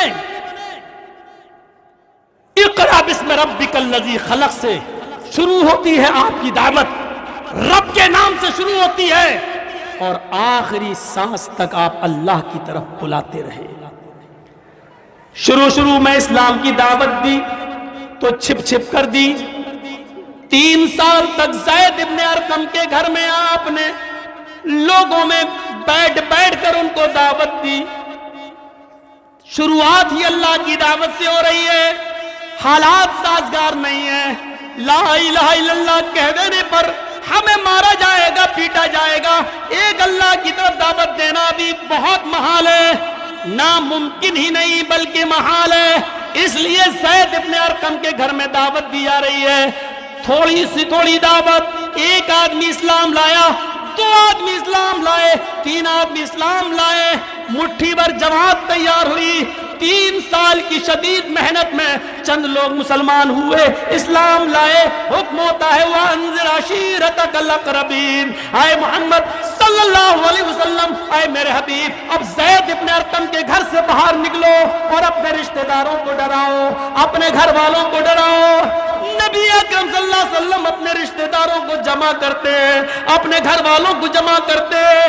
اب زید ابن ارقم کے گھر سے یہ دعوت نکل گئی ہے، اب رشتہ داروں میں آئی ہے، رشتہ داروں کو کھل کر دعوت دیتے ہیں۔ یا قاب ابن لوئی انقذوا انفسکم من النار، یا مرۃ ابن قاب انقذوا انفسکم من النار، یا بنی عبد مناف انقذوا انفسکم من النار یا بنی عبد شمس انقذوا انفسکم من النار یا بنی عبد المطلب انقذوا انفسکم من النار. اے بنی عبد مناف اپنے آپ کو جہنم سے بچاؤ. اے بنی عبد شمس کے لوگوں اپنے آپ کو جہنم سے بچاؤ. اے بنو عبد المطلب کے لوگوں اپنے آپ کو جہنم سے بچاؤ. اے قاب ابن لوئی اور مرہ ابن قاب کے خاندان والوں اپنے آپ کو جہنم سے بچاؤ. ایک ایک قبیلے کو, ایک ایک گھر والے کو, ایک ایک رشتہ دار کو اللہ کی طرف دعوت دی جا رہی ہے. اور اسی رشتہ داروں میں آپ نے اپنی پھوپھی صفیہ کو بھی نہیں چھوڑا. یا صفیہ بنت عبد المطلب, یا صفیہ بنت عبد المطلب انقذی نفسک من النار. اے میری پھوپھی, اے عبد المطلب کی بیٹی صفیہ, تو بھی اپنے آپ کو جہنم سے بچا. آپ نے اسی قبیلے میں اسی لوگوں کو ڈرایا تو آپ نے اپنی بیٹی کو بھی نہیں چھوڑا. یا فاطمہ بنت محمد انقذی نفسک من النار. اے میری بیٹی فاطمہ, تو بھی اپنے آپ کو جہنم سے بچا. اے میری لخت جگر, اپنے آپ کو جہنم سے بچا. دنیا میں جو چاہے مجھ سے مانگ لے, سلینی من مالی ما شئت, دنیا میں جو چاہے مجھ سے لے لے, دنیا میں جو چاہے مجھ سے مانگ لے. انی لا اغنی عنک من اللہ شیئا, قیامت کے دن میں تیرے کوئی کام نہیں آ سکتا. قیامت کے دن میں تجھے اللہ کے عذاب سے نہیں بچا سکتا. میرے بھائیوں, یہ وہ دعوت ہے جو زید ابن ارقم کے گھر سے نکلی تو اپنے رشتہ دار اور اپنے رشتہ داروں کو بھی ڈرایا. تو یہی کہا اپنے آپ کو جہنم سے بچاؤ, اللہ کی طرف دعوت. پھر کوہ صفا پر چڑھے تو اللہ کی طرف دعوت. مکے میں سنا کہ کوئی وفد آیا ہے, اوکاس کا میلہ لگتا ہے, اوکاس بازار لگتا تھا مکے میں. پتا چلا کہ پورے عرب سے لوگ اپنی دکانیں لے کر آتے ہیں, اپنے سامان لے کے آئے ہیں, نمائش ہے. آپ اوکاس میلے میں پہنچ گئے. قولوا لا الہ الا اللہ, لوگوں کو ایک اللہ کی طرف جب بلانے لگے تو آپ کو اتنا مارا اوکاس بازار میں, اتنا مارا کہ اس وقت آپ کی بیٹی فاطمہ کی عمر 4 سال تھی. آپ بے ہوش ہو کے بازار میں اوکاس میلے میں گرے ہوئے. آپ اوکاس میلے میں آپ کی پیشانی سے خون نکل رہا ہے, آپ بے ہوش پڑے ہوئے. کسی نے فاطمہ سے کہا 4 سال کی بچی سے کہ تیرے پاپا کو مکے میں لوگوں نے اتنا مارا اوکاس بازار میں کہ وہ بے ہوش گرے. حضرت فاطمہ اٹھ کے بھاگی, اپنے ابو کے پاس بیٹھ گئی. بے ہوش تھے, اتنا مارا کہ بے ہوش ہے محمد رسول اللہ. حضرت فاطمہ نے اپنے سر سے آنچل اتارا, اوڑھنی اتاری اور اپنے ابو کی پیشانی سے خون کو صاف کر رہی ہے. میری ماں, میری بہنوں, اگر میری آواز تمہارے کانوں تک جا رہی ہے تو ذرا اس جملے پر غور کرو. ابھی پردہ فرض نہیں ہوا ہے اور 4 سال کی بچی اپنے سر سے اپنی اوڑھنی اتار رہی ہے. اس 4 سال کی بچی ابھی پردہ فرض نہیں ہوا ہے اور 4 سال کی بچی اپنے سر کی اوڑھنی سے اپنے باپ کے خون کو صاف کر رہی ہے. میری بہنوں, آج تمہاری عمر 20 سال کی ہو گئی ہے, 22 سال کی ہو گئی ہے, تم بھی ایسی کر رہی ہو, تم آئی ایس کی تیاری کر رہی ہو, تم انٹر کالجوں میں اور بی اے کالجوں میں پڑھنے جا رہی ہو, لیکن 22-24 سال کی عمر کے باوجود آج تمہارے سروں پر دوپٹے نہیں ہیں, تمہارے گلوں سے بھی دوپٹے ہٹ گئے ہیں, تمہارے بال کھلے ہوئے, تمہارے لباس بدل گئے ہیں. میری بہنوں, یہ 4 سال کی بیٹی فاطمہ کا تھپڑ ابھی اس کا اثر تمہیں نہیں ہو رہا ہے, قبر میں جانے کے بعد اس تھپڑ کا اثر تمہیں پتا چلے گا. میری بہنوں, اس 4 سال کی بچی سے سیکھو, جبکہ پردہ بھی فرض نہیں ہوا ہے. اس 4 سال کی بچی نے اپنی اوڑھنی اتاری اور اپنے باپ کے خون کو صاف کیا, روتی جا رہی ہے, آنکھوں سے آنسو گرا. ایک گرم گرم آنسو محمد رسول اللہ کے چہرے پر گر گیا, آپ کے گال پر گر گیا. آپ نے آنکھیں کھول لی, اس آنسو نے آب حیات کا کام کیا. فاطمہ کی آنکھ سے گرنے والا آنسو جیسی نبی کے چہرے پر گرا, آپ کی آنکھیں کھل گئیں. آپ اپنی بیٹی کو دیکھتے ہیں, اس وقت بیٹی کے منہ سے یہ جملے نکل رہے تھے, اے مکے والوں, اے مکے والوں, تم نے میرے اس بابا کو مارا ہے جس نے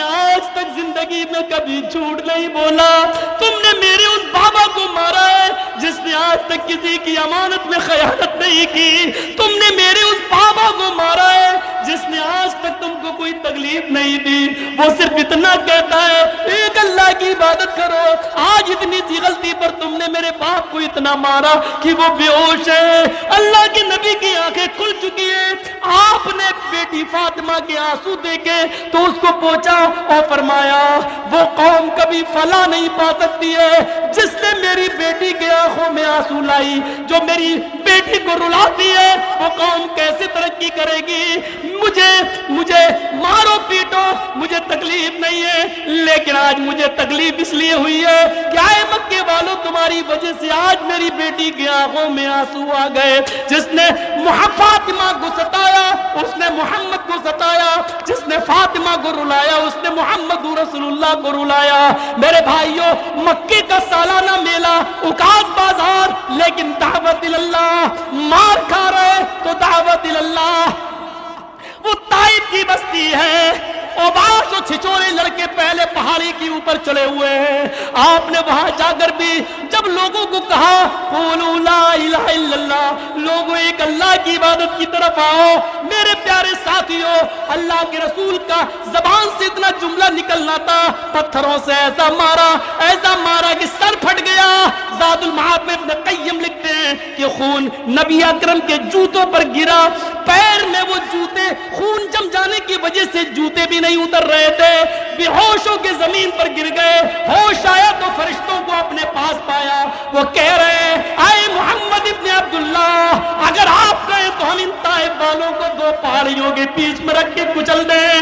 مولوی جرجیس کو جو پتھر مارے ہم تو کہہ دیں گے مارو گولی, ہمارے باپ کا کیا جا رہا ہے. لیکن محمد رسول اللہ ایک طرف فرشتوں کو دیکھتے ہیں, وہ کہہ رہے ہیں کہ ہم ان دونوں پہاڑیوں سے پیس کر ان کو کچل دیں. دوسری طرف طائف والوں کو دیکھ رہے ہیں تو فوراً رحمت للعالمین کی زبان سے جملہ یاد ہوتا ہے, نہیں اے فرشتوں نہیں, ان کو مت مارو, ان کو مت کچلو, ان کو مت ستاؤ. یہ آج ایمان نہیں لائیں گے تو کیا ہوا, ان کی پشتوں میں چھپی ہوئی ذریت آدم, ان کی پشتوں میں چھپی ہوئی نسلیں میرے اوپر ضرور ایمان لائیں گی. ان کے نطفے سے پیدا ہونے والی اولادیں میرے اوپر ضرور ایمان لائیں گی. فرشتوں نے اصرار کیا, اللہ کے نبی ایک بار اور غور کر لیجئے. آپ نے کہا غور کیا کرنا ہے, اللہم اہد قومی فإنہم لا یعلمون. اللہ میری قوم کو ہدایت دے, ابھی یہ جانتی نہیں ہے کہ مجھے تو نے رسول بنایا ہے, میں تیرا پیغمبر ہوں. طائف میں مار کھا رہے ہیں لیکن دعوت اللہ, اللہ کی دعوت دینا نہیں بھولتے ہیں. میرے پیارے ساتھیوں, ہجرت کر کے مکے سے مدینہ کی طرف جا رہے ہیں. 8 دن تک مسلسل سفر, تھک کے چور آپ اور آپ کے صحابہ ایک جگہ قیام کرتے ہیں, تھوڑی دیر سستاتے ہیں. 8 دن 8 رات مسلسل چلنے کے بعد تھک کر چور ہیں. بے زبان مخلوق, جانور بھی لمبی لمبی لیٹی ہوئی ہے, اپنی زبان تھکاوٹ کی وجہ سے باہر نکالی ہے. جہاں اونٹ چلنے کی ہمت نہیں رکھتے, گھوڑے اپنے پیروں پہ کھڑے نہیں ہو پا رہے, صحابہ پیر تان کر آرام کر رہے ہیں, اور محمد رسول اللہ اسی جگہ پر ایک اینٹ پتھر اٹھاتے ہیں, زمین کو کھود کر وہاں کسی چیز کی بنیاد رکھتے ہیں. صحابہ دوڑتے ہوئے آتے ہیں, آپ یہاں کیا کر رہے ہیں؟ فرماتے ہیں صحابیوں میرا دل کہتا ہے اس جگہ ایک مسجد بننی چاہیے, اس جگہ اللہ کا ایک گھر بننا چاہیے. آس پاس پہاڑیاں موجود ہیں, اللہ اکبر کی صدا ان پہاڑیوں سے ٹکرانا چاہیے. ان پہاڑیوں کو بھی قیامت کے دن اللہ کی وحدانیت کی گواہی دینا ہے. ہمارے یہاں پر عبادت کی گواہی ان پہاڑ پتھروں کو بھی دینا ہے. اے صحابیوں, یہاں ایک مسجد کی بنیاد رکھنی چاہیے. میرے بھائیوں, اونٹ لمبے لمبے لیٹے, گھوڑوں میں چلنے کی طاقت نہیں ہے, صحابہ آرام کر رہے ہیں, بے زبان مخلوق تھک کے چور ہے, اور محمد رسول اللہ اس جگہ پر ایک مسجد کی بنیاد رکھتے ہیں. آج بھی اس جگہ پر سب سے پہلی مسجد بن کے تیار ہوئی ہے جس کو دنیا مسجد قباء کے نام سے یاد کرتی ہے. اور آج بھی قباء میں جب آذان ہوتی ہے تو اس کی آذان کی صدائیں وہاں کے جنگلات اور وہاں کی پہاڑیوں سے ٹکرا رہی ہیں, اور اللہ اکبر کی صدائیں بلند ہو सदाओं को सुन रहे जिनको कयामत के दिन गवाही देना है। मेरे भाइयों, जहां सब थक कर चूर और मोहम्मद रसूलुल्लाह को फिक्र है तो अल्लाह के कलमे की बुलंद होने की है, दावत इल्लाह की फिक्र है, एलाए कलिमतुल्लाह की फिक्र है। ऐसा दाई इल्लाह कहां मिलेगा? दायन इल्लाह, अल्लाह की तरफ दावत देने वाला, अल्लाह की तरफ बुलाने वाला हमने बनाकर भेजा है। हाँ हाँ मेरे भाइयों, मदीने में पहुंचने के बाद भी सुकून नहीं। आपके पास एक वफद आता है, आप उसको दावत तबलीग का फरीजा अंजाम दे रहे हैं, इतने में खबर आती है आपकी बेटी ज़ैनब की तरफ से कासिद आता है, चलिए आपकी बेटी आपको याद कर रही है, आपके नवासे की तबीयत ठीक नहीं है। फरमाया कि मैं यहाँ पर बैठा हुआ हूँ, लोगों को वादो नसीहत कर रहा हूँ, मेरी बेटी से कहना जो अमानत है वो अल्लाह की है, तुम उसके ऊपर मुआवज़तैन पढ़कर दम कर लो, जो चाहो करो, अभी मैं इन लोगों को समझाना है, इन लोगों को दावत देना है। वो कासिद गया और उसने कह दिया कि आपके अब्बू ने ऐसा ऐसा कहा है। यहाँ नवाजे की कदम उखड़ने लगा है, तबीयत ज्यादा खराब। उन्होंने कहा कसम देकर कहो आपको आपकी बेटी ने रब का वास्ता दिया है, जिस हाल में बैठे हुए उसी हाल में चले आइए। अल्लाह के नबी के कानों में आवाज जाती है, आपकी बेटी ज़ैनब ने आपको रब का वास्ता दिया है, आपके नवासे की ज़ैनब के बेटे की तबीयत ठीक नहीं है, आपने वफद से मुआवज़त चाहिए, बैठो तुम हमारे मेहमान हो, हम आएंगे फिर तुमसे मिलेंगे। अपने नवासे की तबीयत को देखने के लिए बेटी के रब के वास्ते पर उठ गए और खड़े हो गए और चलने लगे। चंद सहाबा को लेके आप शरीक हुए। हुजरे ज़ैनब थोड़ा छोटा सा है, पहले से 8-10 औरतें उसमें बैठी हुई हैं, 2-4 आदमी हैं, मजीद लोगों की गुंजाइश नहीं है। दरवाजा खटखटाया, हजरत ज़ैनब ने दरवाजा खोला, अल्लाह के नबी अंदर जाते हैं, नवाजे की हालत देखते हैं, वो सांसें ले रहा है। हजरत ज़ैनब ने जल्दी से अपने बेटे को उठाया, नबी की गोद में दे दिया। हाय अल्लाह के रसूल, इस पर दम कीजिए, आपका नवासा, आपकी बेटी ज़ैनब का लफ्ज़ जिगर, ये उसके दिल का टुकड़ा है, मेरे बेटे को आप दम कीजिए, अल्लाह से दुआ कीजिए मेरे बेटे को शिफा दे दे। जैसे ही मोहम्मद रसूलुल्लाह ने अपने हाथ में अपने नवासे को लिया, शायद नवासा अपने नाना की गोद का इंतजार कर रहा था, और जैसे ही वो नवासा नबी की गोद में आया, उसकी रूह कब से उनसुरी से परवाज हो गई। ज़ैनब का बेटा इंतकाल कर गया, ज़ैनब की आंखों में आंसू हैं, और ज़ैनब के आंसू देखकर उस हुजरे की सारी औरतों की आंखों में आंसू हैं। बड़े बड़े सहाबा का दिल ज़ैनब की हालत देखकर पसीज गया, लेकिन अपने नवासे को अपनी गोद में लिए हुए हैं, सब्र का पहाड़ बनकर इस जगह भी दावत दे रहे तो अल्लाह की, इन्ना लिल्लाहि व इन्ना इलैहि राजिऊन। ज़ैनब रोने की जरूरत नहीं, हम सभी अल्लाह की अमानत है और अल्लाह ही के पास जाना है, हम सबको अल्लाह ही की तरफ रुखसत होना है। मेरे प्यारे साथियों, जहां सारा मजमा हैरत कर रहा हो और इतना बड़ा कलेजा नहीं कि बर्दाश्त कर सके, आप अपने नवासे को इस हाल में भी गोद में लेते हैं तो यही सिखाते हैं, इन्ना लिल्लाहि व इन्ना इलैहि राजिऊन। इस जगह भी दावत इल्लाह दी जा रही है। हाँ हाँ, फिर एक मंजर ऐसा भी आया कि आपका अपना बेटा कासिम इंतकाल कर गया, आपका अपना दूसरा बेटा इब्राहिम भी, अब्दुल्ला भी इंतकाल कर गया, मारिया कितिया के बदन से पैदा होने वाला तीसरा बेटा, जिसने अपनी उम्र का 1.5 साल 18 महीने पूरा कर लिया, खबर जाती है मारिया कितिया की, आए मोहम्मद इब्ने अब्दुल्ला सल्लल्लाहु अलैहि वसल्लम जल्दी आइए, आपके बेटे की तबीयत सही नहीं है। आप इस हाल में पहुंचते हैं, मारिया कितिया के बगल में अपने नवासे अपने बेटे को देखते हैं, इब्राहिम जिसका नाम है उस बेटे को देखते हैं, वो भी सांसें ले रहा है, बहुत ही नर्म है, हाथ से छूने में डर लगता है कि खाल कहीं सड़क न जाए, फिसल न जाए। आपने बड़े हिसाब से कपड़े में लपेटकर मारिया कितिया ने अपने मोहम्मद रसूलुल्लाह सल्लल्लाहु अलैहि वसल्लम की गोद में इब्राहिम को दिया। इब्राहिम भी शायद अपने बाप का मुंतजिर था। जैसे ही ये 1.5 साल का 18 महीने का बच्चा मोहम्मद इब्ने अब्दुल्ला की गोद में आता है, इसकी रूह भी कब से उनसुरी से परवाज हो जाती है।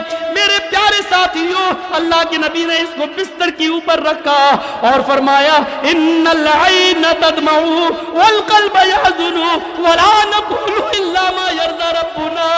میرے بیٹے تیری جدائی سے میری آنکھوں میں آنسو ضرور ہے, میرا دل غمگین ضرور ہے, لیکن ہم اپنے رب کی ناراضگی کا کوئی جملہ اپنی زبان سے نہیں بولیں گے. اے میرے بیٹے تیری جدائی سے ہمیں افسوس ضرور ہے, لیکن کہیں گے انا للہ و انا الیہ راجعون. آپ یہاں پر بھی دعوت اللہ دیتے ہوئے نظر آ رہے ہیں. آپ کی اس دعوت پر نظر ڈالیے, شروع سے لے کر آخر تک اللہ کی دعوت, اللہ کی دعوت, اللہ کی دعوت, یہاں تک کہ کائنات کو روشن کرنے والا سورج, کائنات کو روشن کرنے والا سورج آج حجرہ عائشہ میں لیٹے ہوئے فجر کی نماز پڑھنے کے لیے مسجد میں نہیں جا سکے. حضرت عائشہ کی گود میں ہیں, فجر اور ظہر کے بیچ میں اپنے رب کو پیارے ہونے والے ہیں. ایسے موقع پر آپ کی آواز بند ہو چکی ہے, حضرت عائشہ نے اپنے کان لگائے تو یہ کائنات کو چمکانے والا سورج اپنی زبان سے آخری جملہ جو ادا کرتا ہے, پوری زندگی اللہ کی طرف بلانے والا آخری جملہ اپنی زبان سے بھی اگر نکالتا ہے تو یہی نکالتا ہے اللہم بالرفیق الاعلی, اللہم بالرفیق الاعلی, اللہم بالرفیق الاعلی. اے اللہ رفیق اعلیٰ میں, اے اللہ رفیق اعلیٰ میں, اے اللہ رفیق اعلیٰ میں, اے اللہ نیک لوگوں میں, شہداء میں, صالحین میں میرا بھی حشر فرما دے, مجھے بھی ان میں شامل فرما لے. اللہم بالرفیق الاعلی, اللہ کے نام سے دعوت دی اور آخری سانس تک اللہ کی طرف بلاتے رہے, اور آخری سانس تک یہی کہا کہ اللہ مجھے اپنے صالحین اور نیک لوگوں میں میرا بھی شمار کر لے. وَدَاعِيًا إِلَى اللَّهِ, اس سے بڑا دائی ہمیں کائنات کے اندر کوئی نہیں. میرے پیارے ساتھیوں ماننا پڑے گا. اور آخری چیز وَسِرَاجًا مُنِيرًا, اے محمد صلی اللہ علیہ وسلم ہم نے آپ کو روشن سورج بنا کر بھیجا. کتنی مماثلت. یہ سورج جو آسمان پر چمکتا ہے, یہ آفتاب عالم, اس کی چمک دیکھو. سراج منیر محمد الرسول اللہ کی چمک دیکھو. آفتاب عالم جب چمکتا ہے تو اندھیرا دور ہو جاتا ہے. سراج منیر نے اپنی چمک سے جہالت کے اندھیرے کو دور کر دیا ہے. آفتاب عالم جب چمکتا ہے تو رات کی تاریکی ختم ہو جاتی ہے. سراج منیر جب چمکا تو اس نے گناہوں کی تاریکی کو ختم کر دیا. فرق اتنا ہے, آفتاب عالم صرف دن میں چمکتا ہے, رات میں نہیں. سراج منیر کی چمک رات میں بھی رہتی ہے اور دن میں بھی رہتی ہے. فرق صرف اتنا ہے, آفتاب عالم جب آسمان پر چمکتا ہے تو ستارے غائب ہو جاتے ہیں, ستارے ہٹ جاتے ہیں. سراج منیر جب چمکا تو دوسرے رسولوں کی شریعتیں بھی اسی طرح منسوخ ہو گئیں. دوسرے نبیوں کی شریعتیں ستارہ تھیں, محمد رسول اللہ کی شریعت سورج تھی. جب سورج نکلا تو آسمان کے ستارے غائب. جب سراج منیر آیا تو دوسرے رسولوں کی دعوت ختم. ہم یہ نہیں کہہ رہے کہ ان کی دعوت نہیں تھی, لیکن سراج منیر کے چمکنے کے بعد اب اس دعوت کی, ان ستاروں کی ضرورت نہیں. میرے پیارے ساتھیوں یہ فرق ہے. اور سن لو میرے پیارے ساتھیوں, ڈنکے کی چوٹ پر اس بات سے میں نے کبھی سمجھوتا نہیں کیا. اپنے معاملات, اپنے کردار ہمارے برے, لیکن ایک بات سن لو, اور کعبے کے رب کی قسم اس بات کو میں بار بار کہتا ہوں, کئی جگہ میں نے کہا ہے, اس دور میں کتاب و سنت کا اور قرآن و حدیث کا سچا محافظ اگر کوئی ہے تو اے اہل حدیثوں وہ تم ہو. کعبے کے رب کی قسم, کتاب و سنت کے سچے علمبردار اگر کوئی ہے تو وہ تم ہو. نبی اکرم کی دعوت کے سچے محافظ اگر کوئی ہو تو تم ہو. اللہ کی کتاب کو, شریعت محمد کو اپنی اصلی شکل میں اگر کسی نے باقی رکھا ہے تو اہل حدیثوں وہ تم ہو. سارے لوگوں نے آمیزش ملاوٹ شروع کر دی. کسی کے ہاں پیروں کی ملاوٹ, کسی کے ہاں فقیروں کی ملاوٹ, کسی کے یہاں اماموں کی ملاوٹ، کسی کے یہاں محدثوں کی ملاوٹ. اگر فقیہوں، اماموں، محدثوں، پیروں اور ولیوں کی ملاوٹ سے رب کا دیا ہوا سچا اسلام، شریعت محمدی کا سچا پاسدار اور خالص اسلام اگر کسی کے پاس ہے تو اے اہل حدیثوں تمہارے پاس ہے، تم اس کی حفاظت کرو، تم اس کی رکھوالی کرو. انشاءاللہ قیامت کی صبح تک کوئی تمہارا کچھ نہیں بگاڑ سکتا. لا تزال طائفۃ من امتی علی الحق منصورین، ایک گروہ ہمیشہ حق پر رہے گا. لا یضرهم من خالفهم، کوئی بھی مخالف قیامت کی صبح تک ان کا کوئی کچھ نہیں کر سکتا. یہ چند بنیادی باتیں ہم نے آپ کے سامنے رکھی ہیں. کل میرا پروگرام کشن گنج، یہاں سے مجھے بھاگتے ہوئے جانا ہے پٹنہ، پٹنہ سے فلائٹ پکڑ کے کلکتہ، کلکتہ سے دوسری فلائٹ پکڑ کے ہمیں باگڈورا، پھر باگڈورا سے کشن گنج. اس پوزیشن میں ہمیں آئے ہیں آپ کے پاس. اللہ سے دعا ہے کہ بار الہ نبی اکرم کی ان پانچوں اوصاف حمیدہ سے ہمیں عبرت حاصل کرنے کی توفیق عطا فرما. جب تک زندہ رکھ اسلام پر زندہ رکھنا، جب خاتمہ ہو تو ایمان پر ہمارا خاتمہ فرمانا. وما علینا الا البلاغ المبین. وآخر دعوانا ان الحمد للہ رب العالمین. السلام علیکم ورحمۃ اللہ.